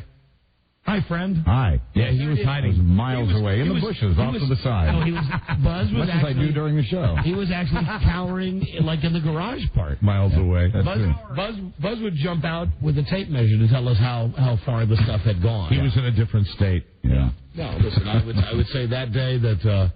okay, if I would have to rank, I was the bravest, but you were the second bravest. I'm just trying to think of the history when that caller called the other day with what you have gone through in the last year. Yeah. You've been, Very simple. You've been hit by a car. Hit by a car and hit in the hand with a baseball bat. That's it. And you broke your finger playing football when we had the flag football game. You fell down some steps, too. That was eons ago. Yes, I fell down some steps, but there was no major damage done. Okay. 7 years ago when I skydived, when I landed the wrong way. That's it. Wasn't there something with a trash can in Ocean City a couple weeks ago? Well, that was just a cut on my head. Oh, that's all. That was you had an open wound. You had an open wound on your head. But I remember the bleeding and the bugs flying around. But that was nothing that caused me to go to the hospital or You were almost killed in the Caribbean one time when you love that when you story. Fell, Shut up. That's a true story where I almost drowned. Yeah. And what would we call that? If you had drowned, it would have been an accident. So, I mean, I'm just looking back. Would it have been an accident because there were signs up that said specifically no swimming past this area, and I went past where the little buoy was? Well, they don't discriminate with accidental death. Yeah. They actually say, you die. It's not like you died on purpose. If you had not been able to make it back to shore. And if I remember correctly, you cut yourself up pretty bad on the rocks when you were coming over the reef. I did. It's amazing. I can ask Mike, what did we do on the show yesterday at this time? He goes, no idea. He go, I don't know. And then I said, what about that time 12 years ago when I was on vacation, almost drowned? They went under a couple of times and then finally made it up to the beach, and you were struggling for air and gasping for air, and your wife was unfazed by your near-death experience. I remember she was like reading on the other side of the beach. What board game was she playing with her sister-in-law when I came up with bloody legs and said, I nearly drowned, I swear to God? What board game? Scrabble? No, Rob. Trivial Pursuit? I am the unofficial historian of the show. Very good. Wow. That's good. Hello, Don and Mike Show. Hey, Don. Yes. Don't you remember earlier on this year when we had the terrible snow, you almost killed yourself backing out the car? Oh, now again, we're going to talk about automobile accidents. That's a different story. Now, I will tell you that I had a conversation with my insurance adjuster this week, and I am no longer in the high-risk category. All right. It's been a number of years since you've had any kind of accident. I have not had a speeding ticket in over 5 years. Right. I've not been in an accident with another car in over 7 years. The accident I had was during one of our snowstorms when I was coming out of my driveway, backing out of my driveway, and I backed into one of those stone things that we had at the end of our driveway. Yeah, it has been a while. Yeah, it's been a long time. Thank goodness. I think you got to log a accident every 6 months or so to be considered accident. I mean, and you have actually with the hitting of the head and the hitting of the head doesn't count as an actual accident. Would your wife think you were accident prone? I'm calling her. She'll say yes, but she'll back me up about my driving though. Baby. Yes, VP. 2 questions. Yeah. Am I accident prone? Yes, my darling. Okay. Are you willing now to accept the fact that you are accident prone? No, she's VIW. Would you call almost burning down the house because of the fireplace an accident? You know what, Rob? I consider you to be my best buddy on the show. And you know what you're doing right now? You're turning on me. No. I expect it from him because it's what he does. I don't expect it from you. I'm just trying to provide joy. That's all I do. All right, pal. So anyway, that was just one time. Yeah. I didn't open the flume. No fire resulted. It's not a flume, darling. That's a ride at King's Dominion. I keep trying to tell you that. A flu. All right, but didn't you fall into the bushes one time too? No, he fell off. In his sleep, he ran and jumped off our balcony. That was a long many years ago. That was over 20 years ago when Frida and I were first married.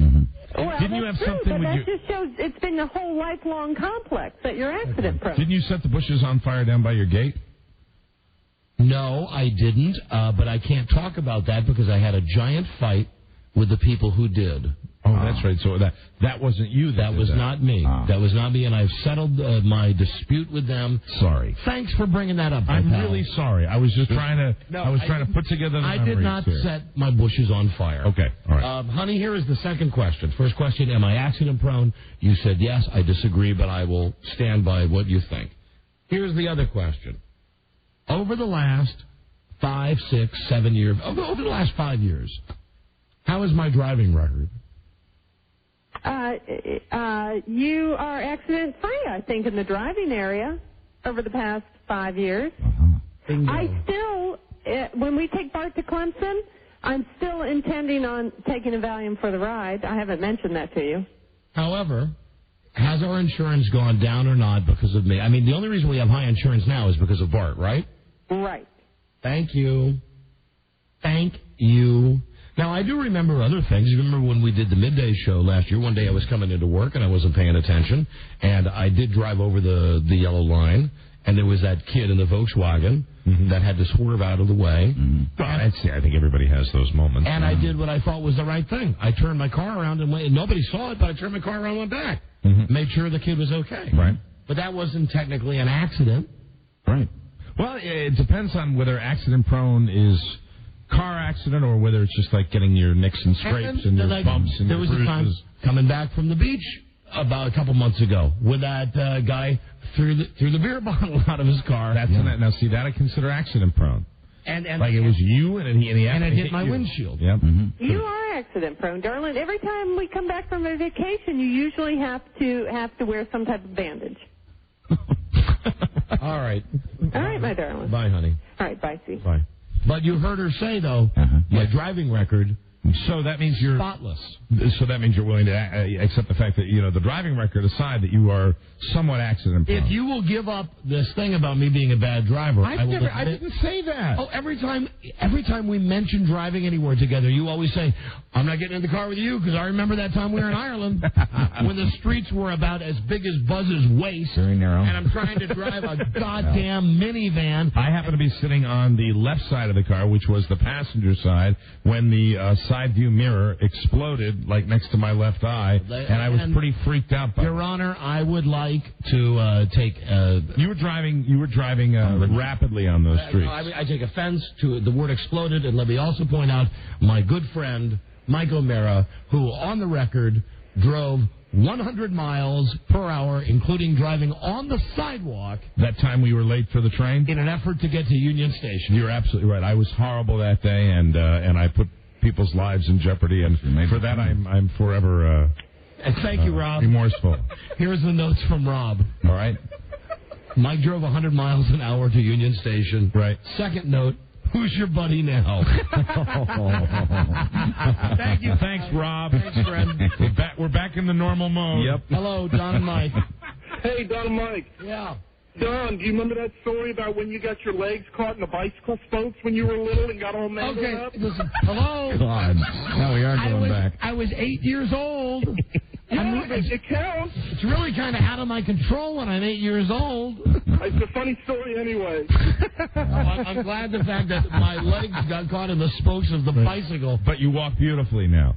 Yeah, with my special shoes. Does he ever? Now that the braces have come off like Forrest Gump. Don and Mike, hello. Yes, hello. Buzz, I think you're off the hook on your hospital stays. I think Dawn has logged more hospital hours than you have. I think Buzz would fall into the category of biggest health problems, though, wouldn't you say? Well, I nearly died. Buzz really nearly died. No, but I think he said he's went in the hospital a couple times. I think you've lost your voice. That I don't think is completely back yet. Oh, really? And you're a doctor?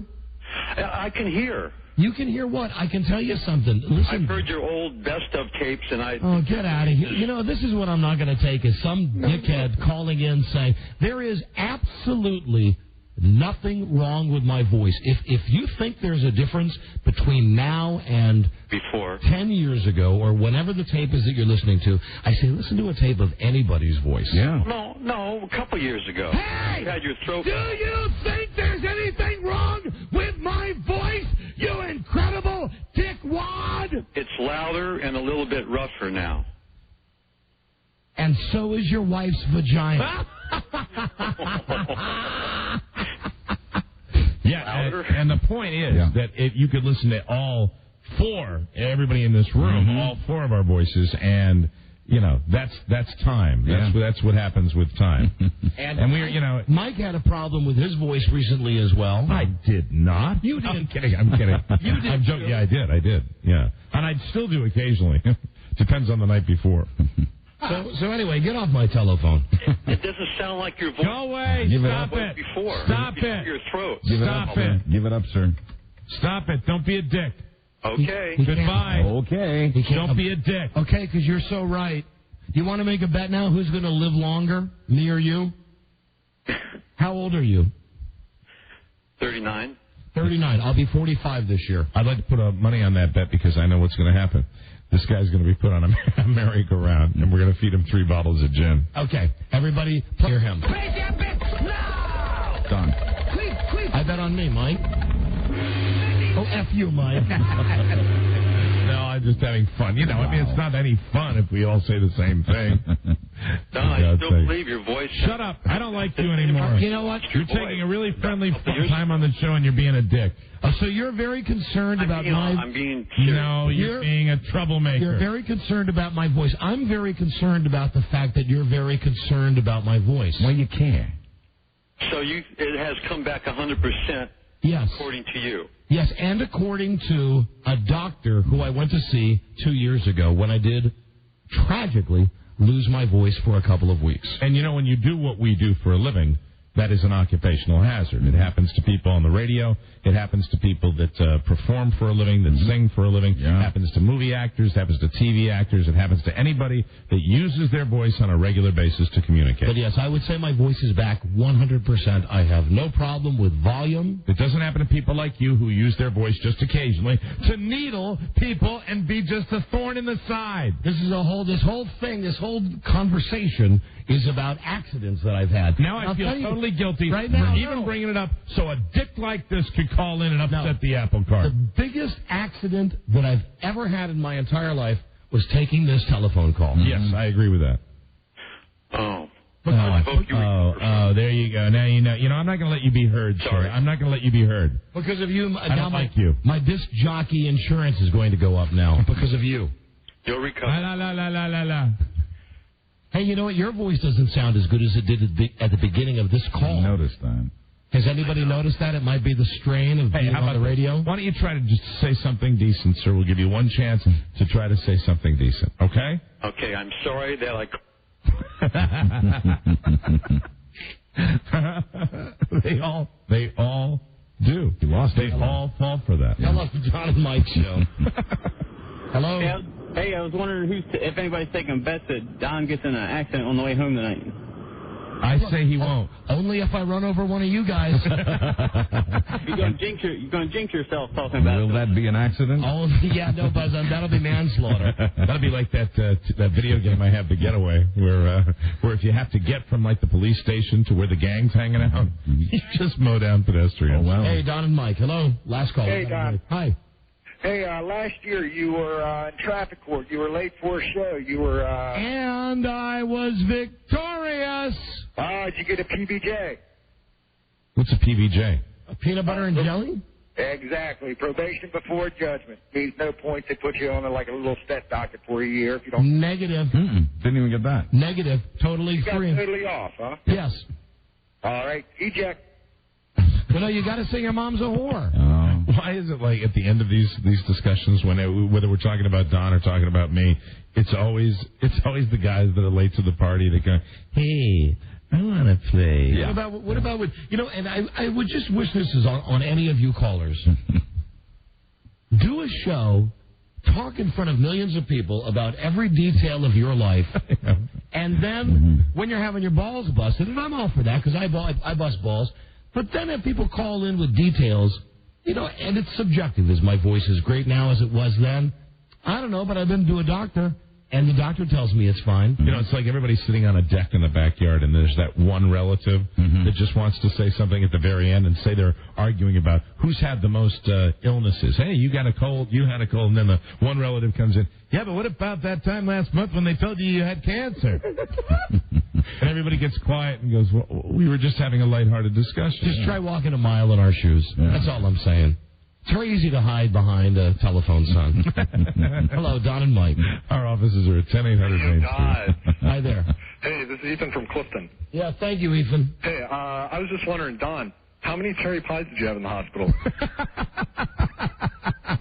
Wake me up and feed me a cherry pie. I don't think I'm the king of the hospital stays here. No, I think we... maybe when I was a kid. If we're moving into that, I think that would be Buzz first, Mike second, Don third on that one. Well, maybe not if you count all myself when I was a kid, but as an adult, absolutely. As an adult, yeah. Anyway, Don, go Pack. Right, thanks. And I always like to remember when we would occasionally run the segment of Mike in the hospital. Yeah. Oh, you know what? And incidentally, can I just put a request in? I know you pick out the best segments. No, I don't anymore. Do you know how many times it happened twice?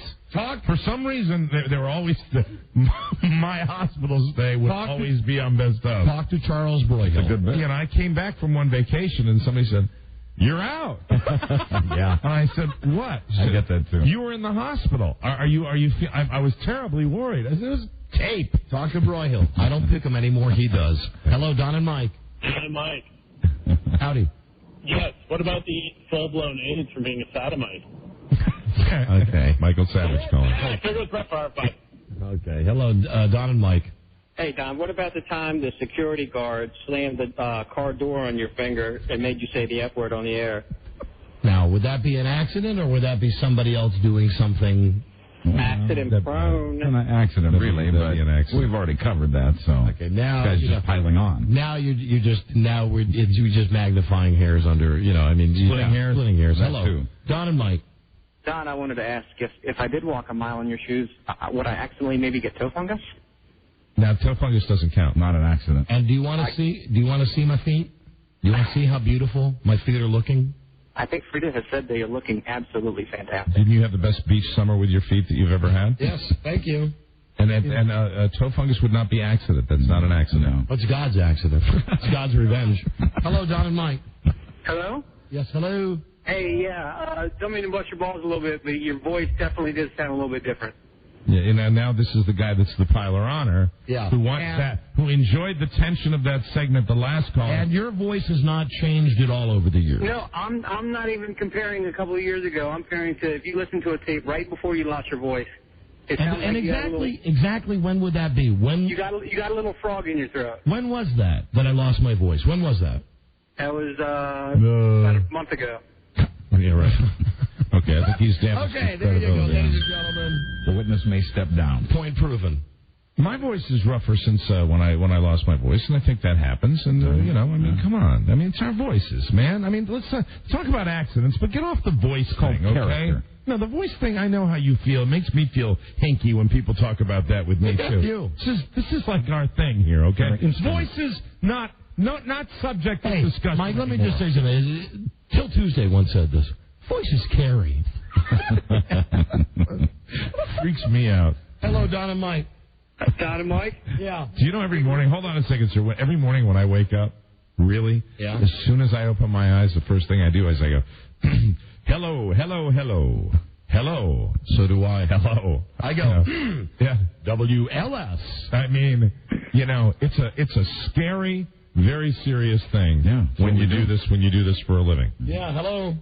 You guys remember when Don was a kid, when he was 4 years old, and he fell down a well in his backyard? It made the national news.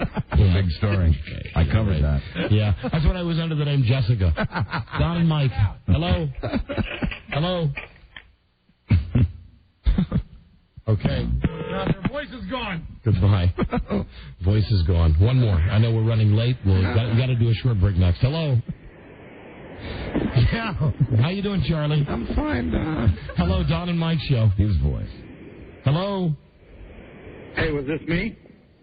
See, right there, that's disqualification. Immediate disqualification. I'm not going to take a call from a guy, it says on the screen I'm in denial. I'm not going to take a call from a guy who says I'm in denial when you've been on hold for 26 minutes and the first thing you say is it me? I didn't hear the click or the... Well, you're a moron. Well, you are a moron. You're in denial. You are in denial that you didn't hear the click. Accept the fact that you are a moron. I'm an absolute retard, without a doubt. All right. Thank you. Don and Mike. Don and Mike. That's why I said Don and Mike. Both your voices sound different since Q to Jew. Well, thank you. You're welcome. That must be because someone's punishing us. That's a good thing, I would think. On Jew to Jew. Perhaps the Lord is affecting our voices because we're doing an impression of the chosen people. Our voices, my toes, my hands, my raccoon eyes. Thank you. I said that to you one time. One time I said you had raccoon eyes. And I would be lying if I didn't say it. It still lingers today. As does the drowning incident. I understand. Michael, attorney Goodman. I have to get off early, climb on people's garbage cans. And, of course, you can see me crossing the road occasionally and dodging possums. And, of course, I will be out tonight drinking various sundry over-the-counter dishwashing things. What is it I'm looking for here? Drano, yes. Comet. Yes, trying desperately to improve the voice. To ruin my voice. And as I try to bleach underneath both of my eyes. My raccoon eyes. Okay, that was a joke. I understand that now. That day was particularly true. I immediately scurried down the hallway and looked in the mirror. Why is it I apologize to you, but you never apologize to me? I'm very sorry. For what? I don't know. Okay. This is the Don and Mike Show. We're broadcasters. In our business, morals are one thing, but ratings are everything. The Don and Mike Show.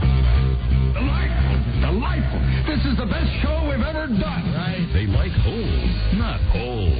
Don and Mike. Right. So we've gone way long today on a lot of these breaks, and we don't want to jip you guys out of the Buzz News Show. Right. So we're going to have to do Mike Oxbig and Mike Latoris in like a two-parter here with two very short breaks. Yes, the Oxbig Latoris get together.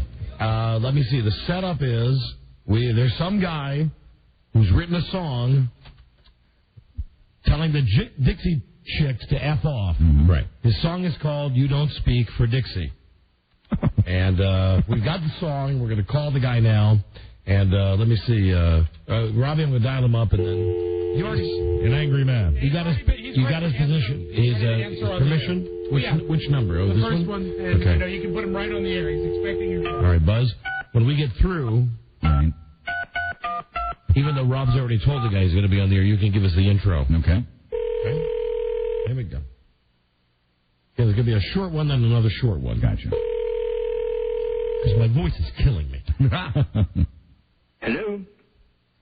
Live from the Westwood One Radio Network, it's the Oxbig and Latura Show. Now, here are your hosts, Mike Oxbig and Mike Laturas. And good Thursday. I'm Mike Oxbig. And I'm Mike Laturas. And boy, we got a great show lined up for you today. It's controversy on the Sodom Day, Uday and Fred being killed over in Iraq. I think it's a great opportunity to raise our glasses to the fact that those two terrible human beings are no longer walking the face of the earth there. I'll tell you that, Michael. Now, and you're right, Michael. Yeah. Now, who doesn't think back months ago to when let me get the name of this group correct. The Dixie chick. Now that's Michael. That's Dixie. Dixie, like Dixie. Chicks. Did I say Dixie? Yeah, it's Dixie. The yeah. Dixie. Dixie. Yeah. Then they must have something to do with the South. I think it's the Southern. Your Southern type of thing, and that's. Are they? All I know is one thing: they came out against our president. Not good. It's 5:48. Bing bong. We'll have Shattuck and Mother together killing up on the 11s.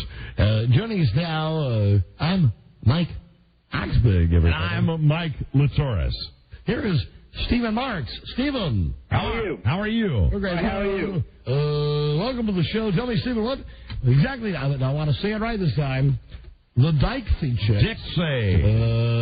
What is? I wouldn't go that far to call them that, but I don't know. Now, what about these chicks? Can I say that? These. Yeah, I think you can say. Yeah, what about it? These gals. What about it, Stephen? What's the furor about? Well, I'll tell you what it is. When their record sales were starting to plummet a little bit a couple of years ago when the war first started in Afghanistan, they went out and recorded this Soldier Boy song to show how patriotic they were. I don't know if you remember this. No.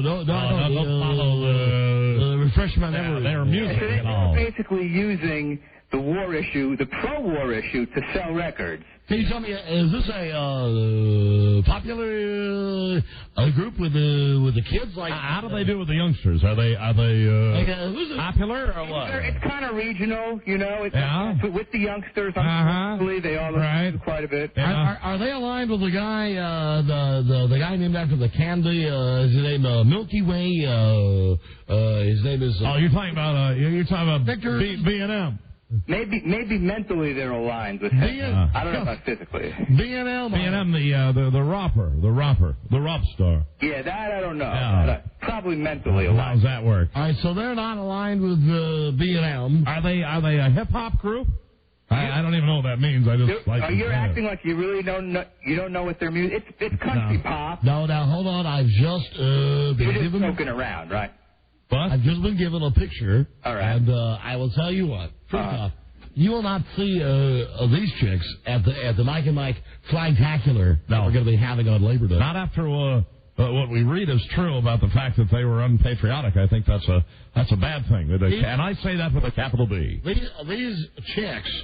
I'm looking at a picture right now. And I'll tell you something. They're as cross-eyed as the days long. For the love of Pete, one seems to be looking in one direction, and with her other eye, she's looking in the other direction. That's crazy. Crazy eyes. Stephen here on the Mike and Mike show. I'm Mike Oxbig. And I'm Mike Laturas, and we've got a fellow who's a fan of these. How long are you a fan? How does this work? I'm not a fan of the Dixie Chicks. I don't know where you got that idea from. Are you a fan of the United States of America? Of the what? The USA. Yes, I am. You're a patriot. You're a super patriot. Good for you. We've got a song, and we're going to play a little bit of it right now. It's 9 before the hour. The question is, marijuana, legalized or not? Tonight... You know where we stand.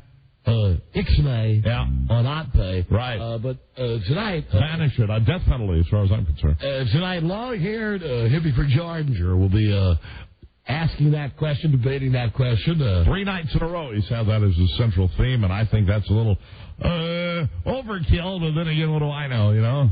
Things like yesterday's garbage. It does indeed. And we support our president. Did you say, Michael, that you have a song you'd like to play from this fella?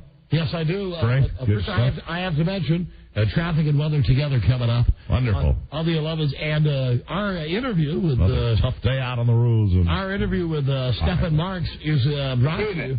Yeah, thank you, Stephen. That's spelled with a PH, though. Right. Is brought to you. That's Stephen. No, it's Stephen. All right. I love that. I love that group, Stephen Wolf. Yes, they're fantastic. I assume you're going to. That's back in the day. You're dating yourself a little bit if you're talking about Stephen Wolf. Born to be Wild. Yeah, that's right. Wonderful song. This segment is brought to you by a really fine. I mean, I've not heard your song. We're going to hear it here.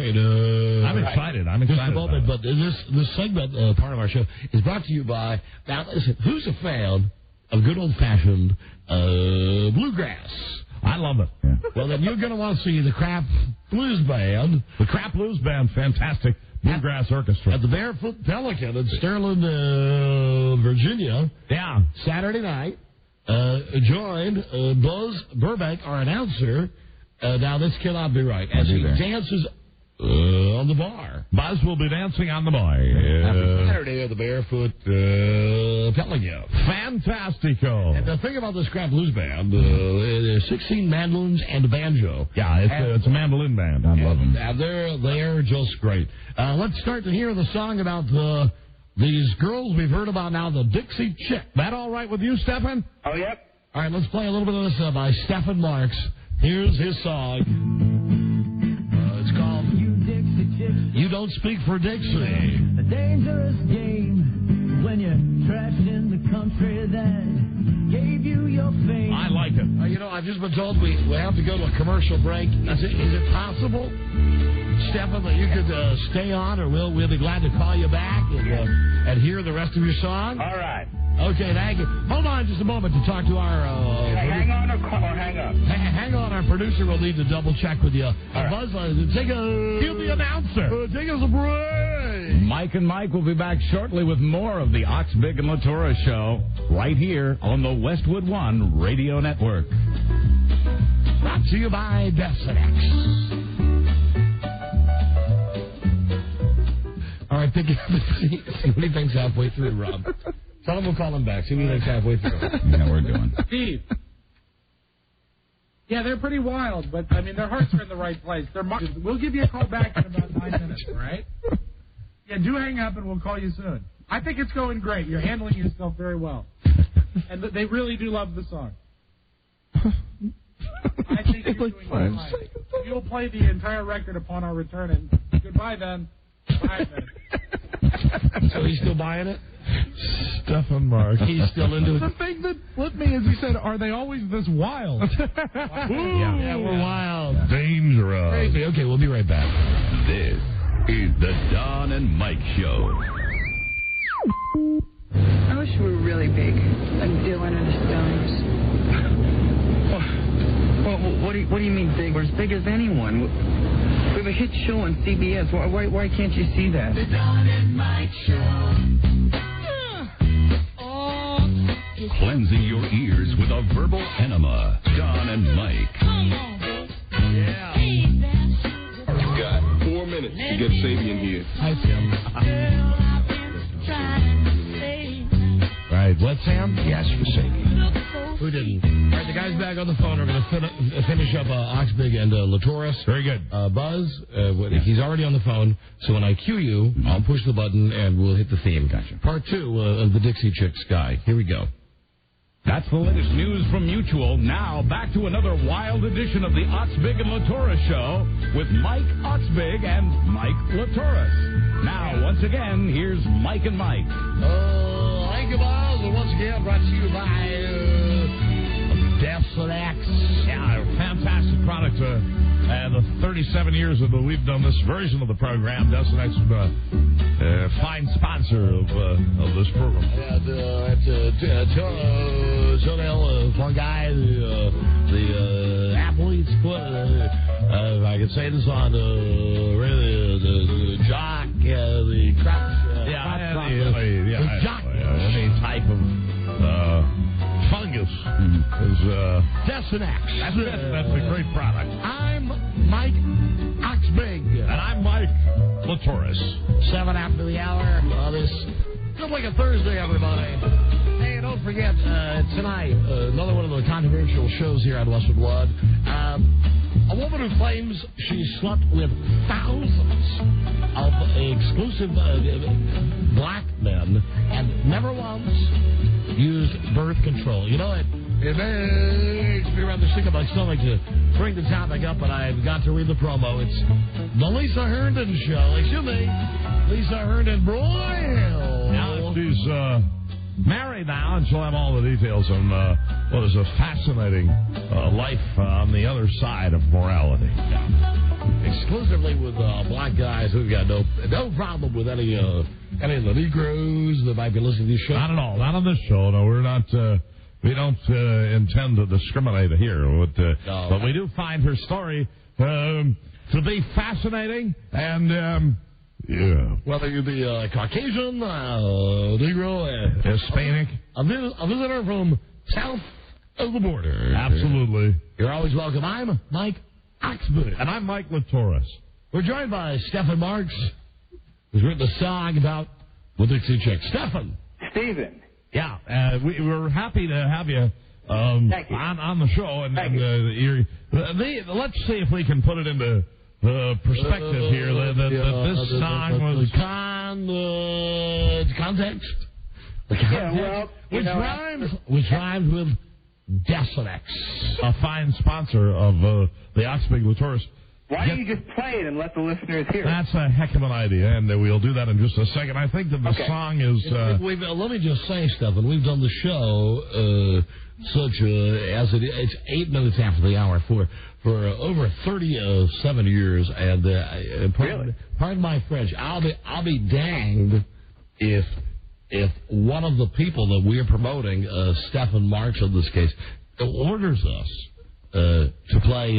Now, there's no need. You're getting. That was just a suggestion. You're getting a little curmudgeon-y in your old age, Michael. And I don't think he was doing that. He said he wanted. The best way you asked me the context. The best way for listeners to understand that would be just to hear it. And we'll get to that in just a second. The song is a patriotic song. Am I correct, Stephen? Yes. After the Dixie Chick flap, a lot of country artists came out. Dixie Chick what? Very patriotic, supporting the Dixie Chick what? I'm sorry? The Dixie Chick what? Did you say flap? Flap. Controversy. Spell it, please. F-L-A-P. Flap. Right. As in jacks? Right. Oh, like hotcakes. Yeah, like flapjacks. Yeah. I understand. So what did they... International House pancake. What did the Dixie Chicks have to do with food, though? I'm going to explain that. After this flap, a lot of other country artists came out and recorded songs supporting the troops, but nobody did anything directly attacking the Dixie Chicks and putting them in their place, and that's what I've done. Was it always around the breakfast issue? Yeah, it was usually around flapjacks, yeah.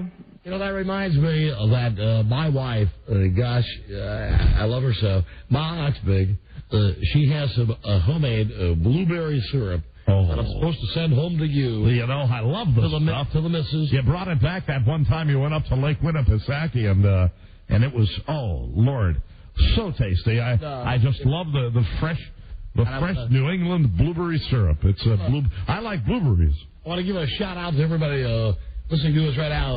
I know a lot of you vacationing the Lake Kakapupu, and I want to say the Oxbig and Latourus show is with you at 11 after the hour. I'll tell you, that blueberry syrup is so tasty on link sausages. You might not think that that's a flavor combination you'd enjoy, but, the Dixie Chicks sang about it, I think. You know, we're up through traffic and weather together, but I think I'm Mike Oxbig. And I'm Mike Latoris. You're listening to the Oxbig Latoris Get Together. Let's listen to this controversial song by Stephen Marks. Here it is. Fans of your music can't believe how bad you treat them, 'cause their loved ones are the soldiers that are fighting for our freedom. No, to call yourself the Dixie Chicks is a slap in our face. Well, that's all the time we have to hear the song. I like it. I do like it. Stephen, do you like it? I like it. I certainly do like it. And, I want to say stay tuned now in our next segment. Joan Lana's Recipe Corner coming up. And then we're going to be doing Where's Arnold? Oh, I love that recipe segment. The show, of course, is Lotta Lotta, and we're looking forward to it.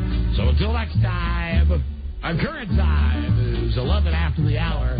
Hope that all your times are good times. And until next time, until the time on the clock says it's time for us to get together, I want to say how much I've enjoyed this time together. And time after time, I'm reminded that time stops for no man. Until next time, don't forget, everybody, double knot those laces. This is, and I'm Mike Latoris. Brought to you by Desinex. Here's our announcer. Thanks for listening to the Oxbig and Latoris Show with Mike Oxbig and Mike Latoris. Brought to you by Desinex, ointment, spray, and powder. Tune in again next time for Mike Oxbig and Mike Latoris on the Westwood One Radio Network. Thank you, Michael. And we're waiting for. Hold on, our guests are still on the line. Hold on, please, there. Yeah. Sir. Hold on. Yeah, hold on. All right. Oh God, you got me with the time this time. And don't forget to lace your shoes. Double knot. All right, Rob's gonna now talk to the guy. See how it went. Steve. Hey, I think it went really well. That's it. Is there something we can plug?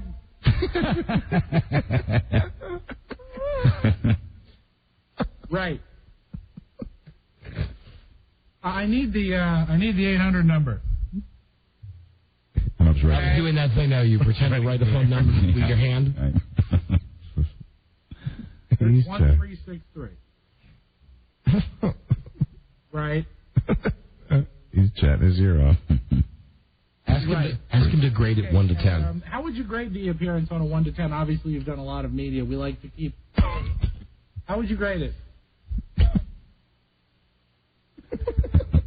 In our city, really the here's that.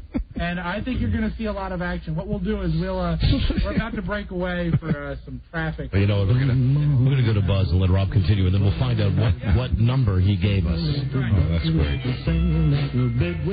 was pretty good. That time at the end. Double knot your shoes. You've never said that one. You notice that we only had to play about 30 seconds of that stupid song. Okay. We'll get to it in a second. Other points. Stefan. Blueberries. Lake Cockapoo. Oh, ho. Rob's still on the phone, incidentally. Sure. Right.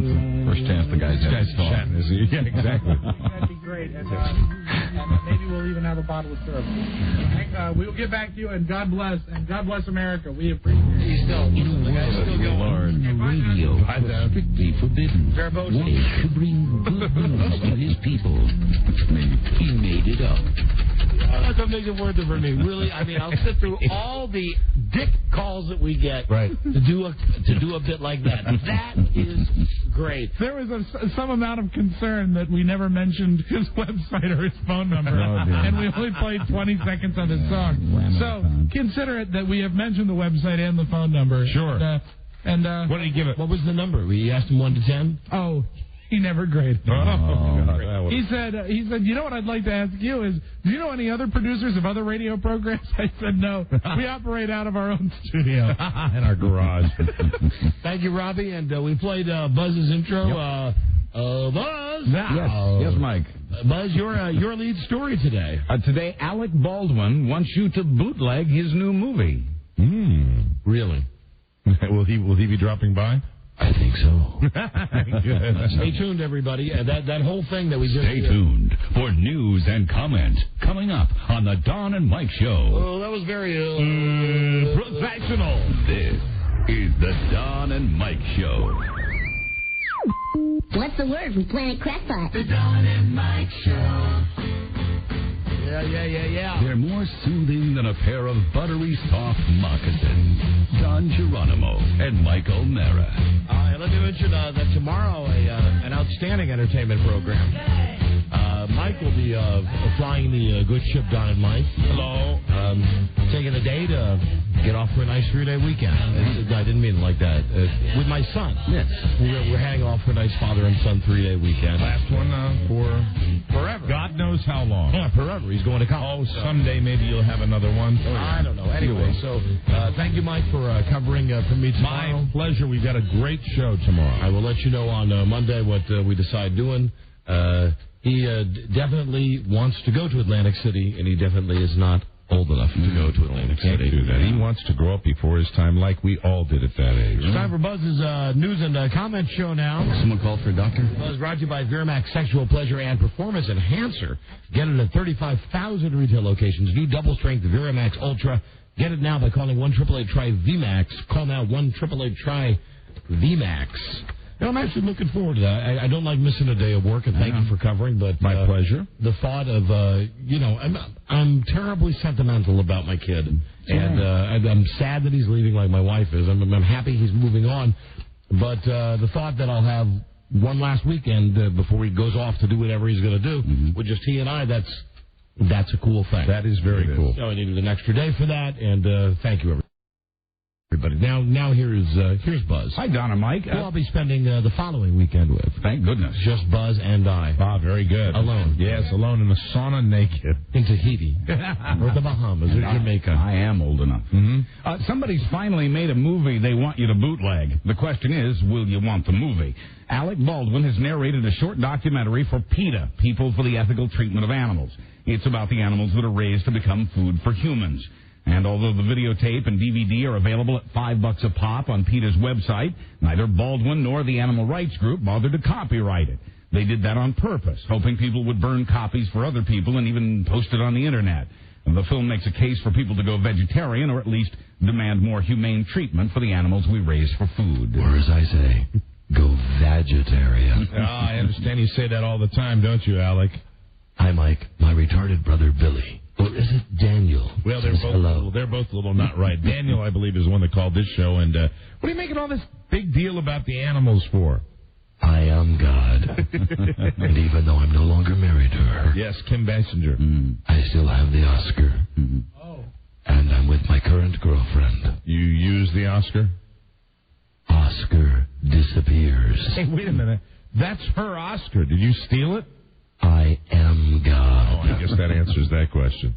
Paul McCartney, meanwhile, is working for PETA. Oh, one more thing. Yes, Alec? I'm working on my lunch right now. It's almost 3:30 here on the West Coast. Right. Well, those seem to be live chickens that you have in front of you. Come here. Yeah, I thought you were a vegetarian. You don't like the... Wait. Die, you little bastards. You hypocrite. Die, you bastards. Oh, die. no. If I could, I'd tie you all to a merry-go-round. It was like a little chicken tartare. Now you're dead. Oh, this is insane. He's grilling the chicken. Alec, are you going to eat that with the feathers? It's better that way, Mike. Whatever you say, Baldwin boy. Baldwin man. Baldwin man, sorry about that. I don't think you got the other side, but you're going to... I like it half raw. That's good chicken. I'm glad you enjoyed it, Alec. Thank you, Mike. Alec Baldwin, ladies and gentlemen. Well, speaking of chicken, Paul McCartney has joined PETA's fight against Kentucky Fried Chicken, just now known as KFC.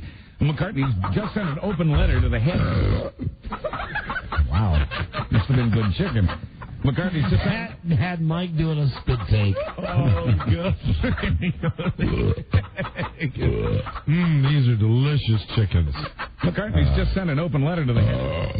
KFC's parent company, Yum Brands Incorporated. Yum, that's good chicken. The letter was published in today's newspaper in Louisville, Kentucky, where Yum Brands is headquartered. Also a vegetarian, McCartney wants KFC to improve the treatment of the 750 million chickens it raises and kills every year. As Paul puts it, in frightening ways. Oh, no. Peter's already suing KFC over this, and KFC's already started making changes. There's 20 minutes from cage to plate. But quoting a company executive, KFC is committed to the humane treatment of chickens. While PETA prefer a world of vegetarians, most people disagree. We think PETA should just follow one of Paul's songs and let it be.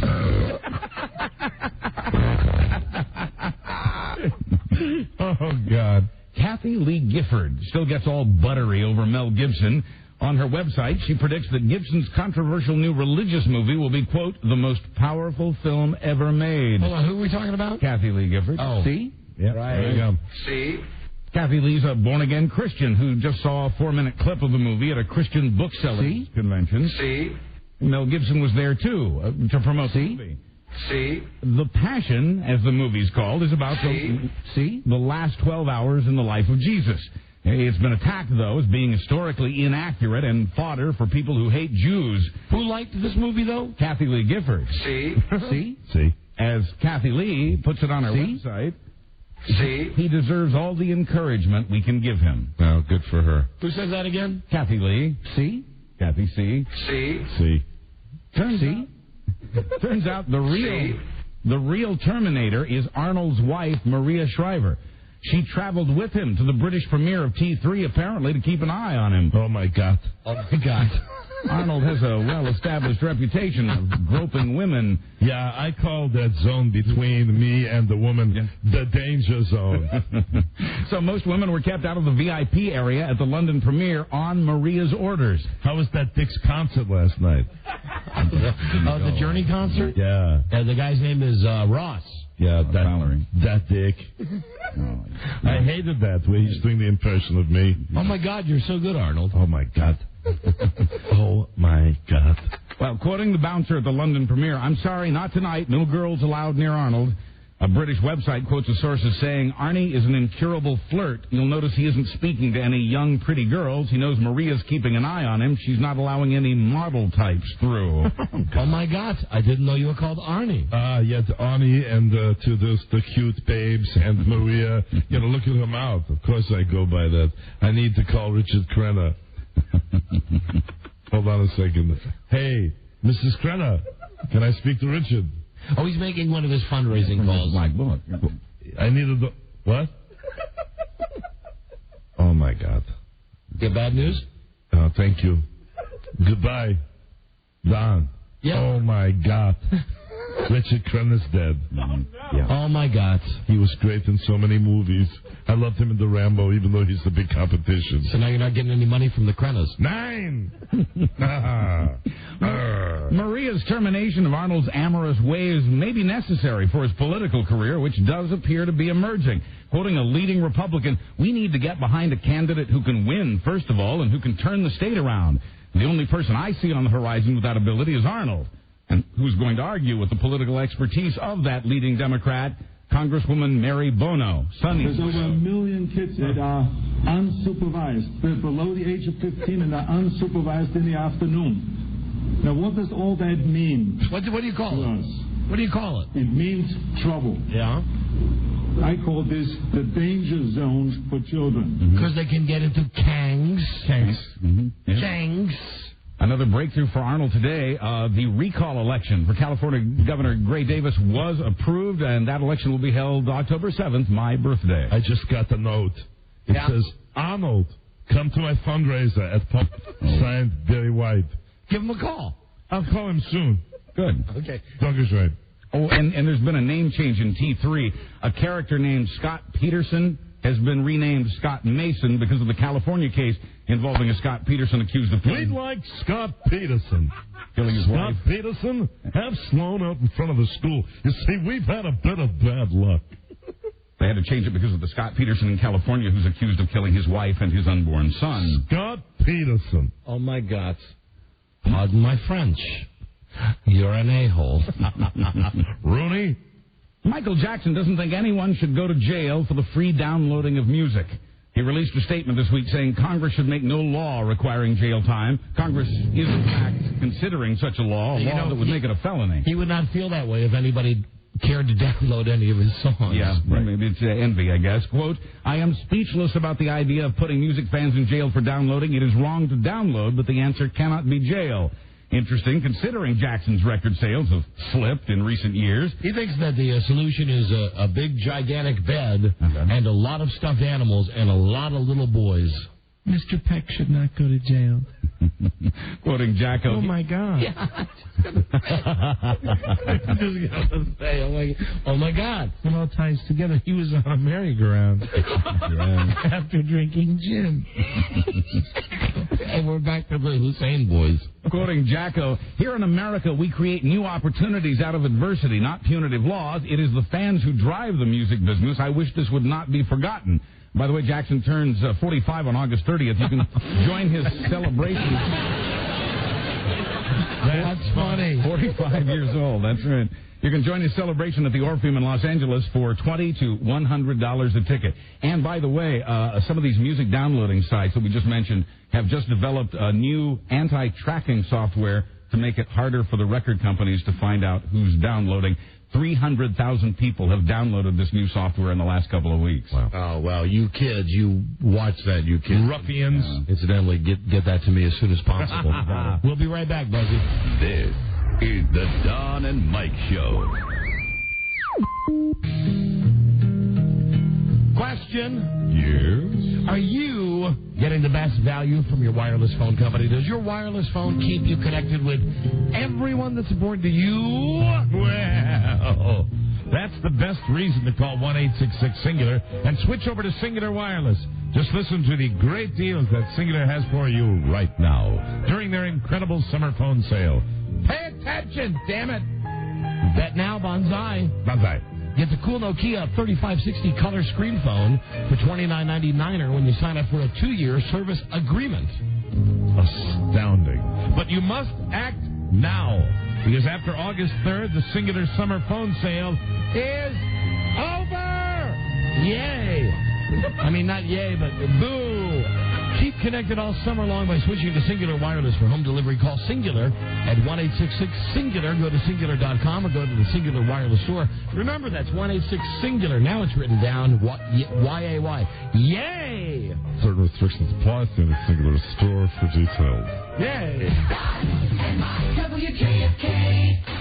This is the Don and Mike Show.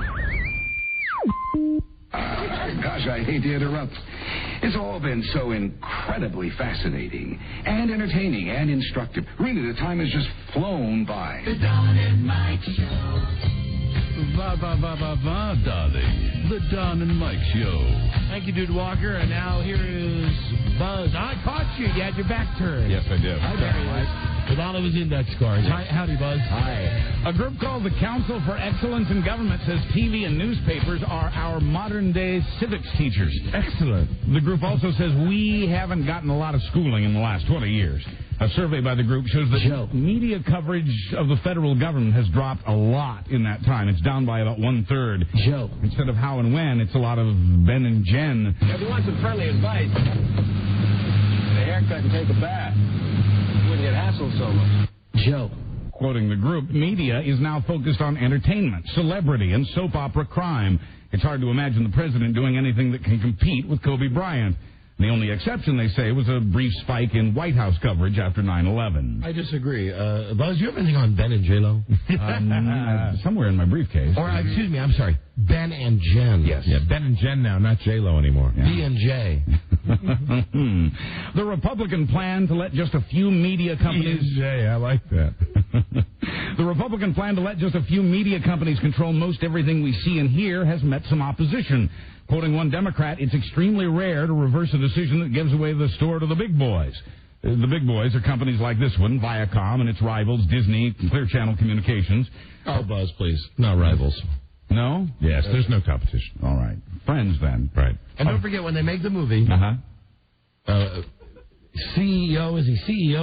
Yes, I think he's CEO. Mr. Karmazin, CEO? Yeah. Or CFO. No, he's not CFO. He's COO. Whatever. The boss? Yes. Mr. Karmazin? No. COO. Mm-hmm. That movie role will be played by Gary Marshall. Gary Marshall. Perfect. That is our recommendation. Gambling is what I do. Las Vegas gambling. Santa Claus. What haven't I done for you? A recent rule change by the Republican-controlled FCC would let the big boys own more stations and have more of a monopoly on the media, squeezing out the little guys. Yesterday, the lawmakers in the House voted to roll back some of those new rules. President Bush, however, has threatened to veto the rollback, so the big boys will likely win after all. We need some more little guys in broadcasting. Hey, where are you, Dan Snyder? Come on now, little guys. How about Jay Stevens? Yeah, all the little guys out there. Settle in. Stay away from the light.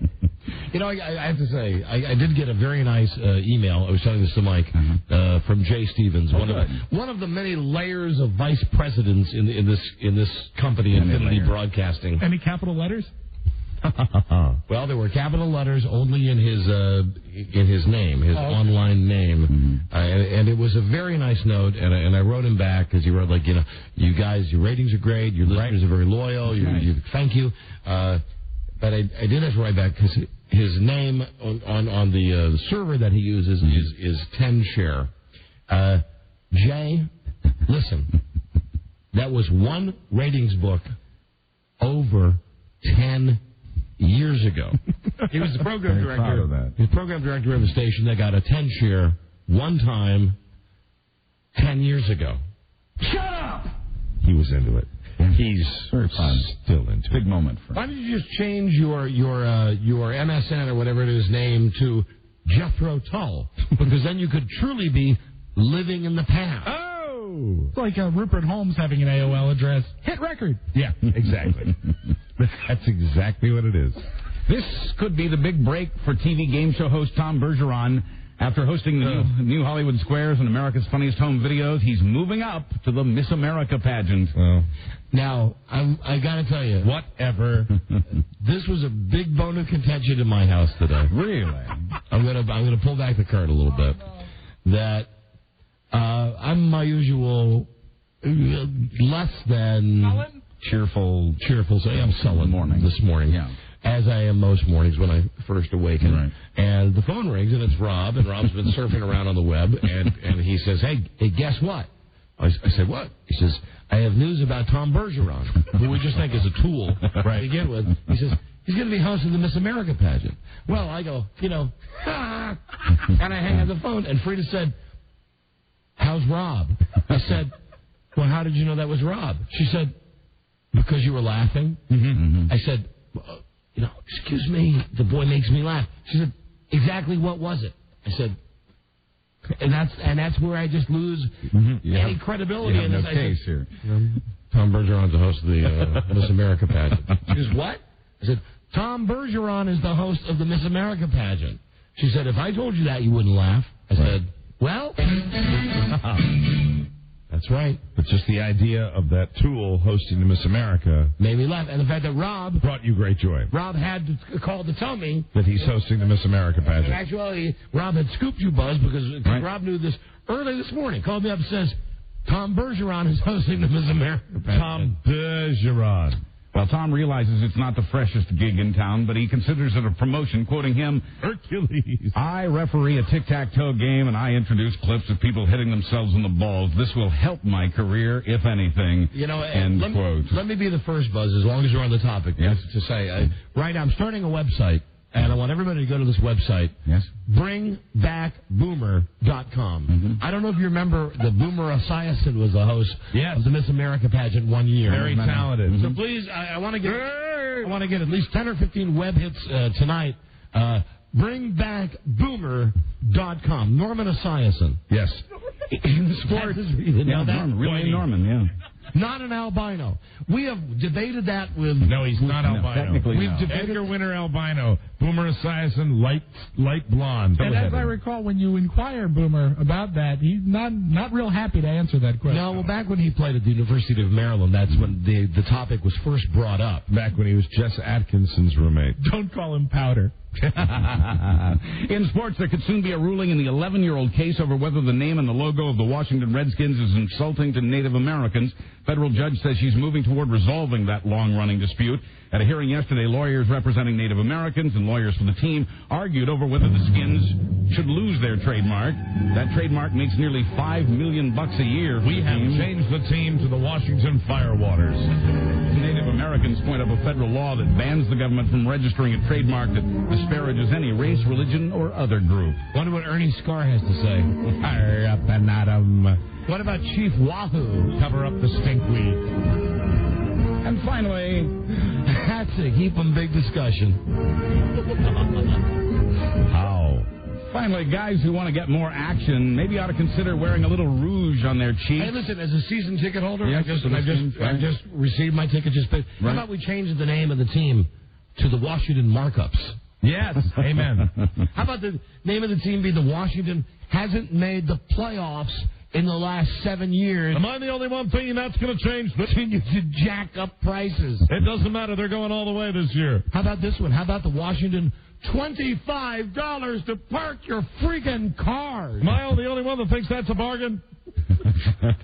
How about the Washington $7 for a 12-ounce beer? Am I the only one that thinks every drop is worth it? Finally. I'm sorry. I'm bitter. No, understandably, rightly so. And listen, yeah? Just one last thing about the Redskins. Yeah?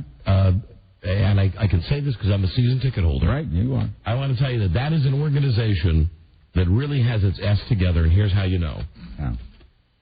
We have 3 season tickets, and now we have 2. We called and said, our son is going to college, so we only need 2 season tickets. So you got your money back. So yes. Well, no, we did.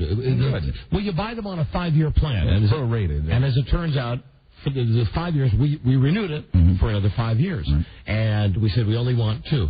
Well, the Redskins have only called us 4 times thus far to tell us, they say, we have great news.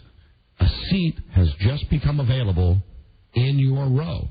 And we say, well, we're not really interested. Just curious, where is the seat? And as it turns out, they're trying to sell us the seat that we've just released. That's how you know an organization has its S together. Sweat the details. They care. I think the 4th time we finally told them, hey, listen, dudes, you're trying to sell the seat back to us. Stop it! That's the seat that we just gave up because our kid's going to college. Guys who want to get more action maybe ought to consider wearing a little rouge on their cheeks. A new study out of England says female monkeys prefer males with redder faces. Yeah. They say the same may be true of humans. They say the redness to monkeys. Now, Rob does have yes, he does. red natural rouge. Listen to this. Worked for me. No, listen, they say the redness, at least to monkeys, means good health, a strong immune system, and a high level of testosterone. There you go, Rob. Moulin Rouge. In humans, it could also mean high blood pressure or a history of alcohol abuse. I'm Buzz Burbank on the Don and Mike Show. Thank you, Buzz. No! Yeah, did you get that, Buzz? Yeah. That's subtle when you said the alcoholism and the high blood pressure. Very subtle bit. I'm fine. All right, that's it. Got to go. Tomorrow, the new episode with Mike, and thank you for cutting me slack there, everybody. Good day to you, sir. Good day to you, sir. Good day to you, sir. Good day to you, sir. Rusty. My arm is tingling. Sock. BM. Till we meet again, this is Sammy Davis Jr. saying, be kind, be nice, and I hope the next performer has the pleasure of having as nice an audience as you've been tonight. And let me leave you swinging.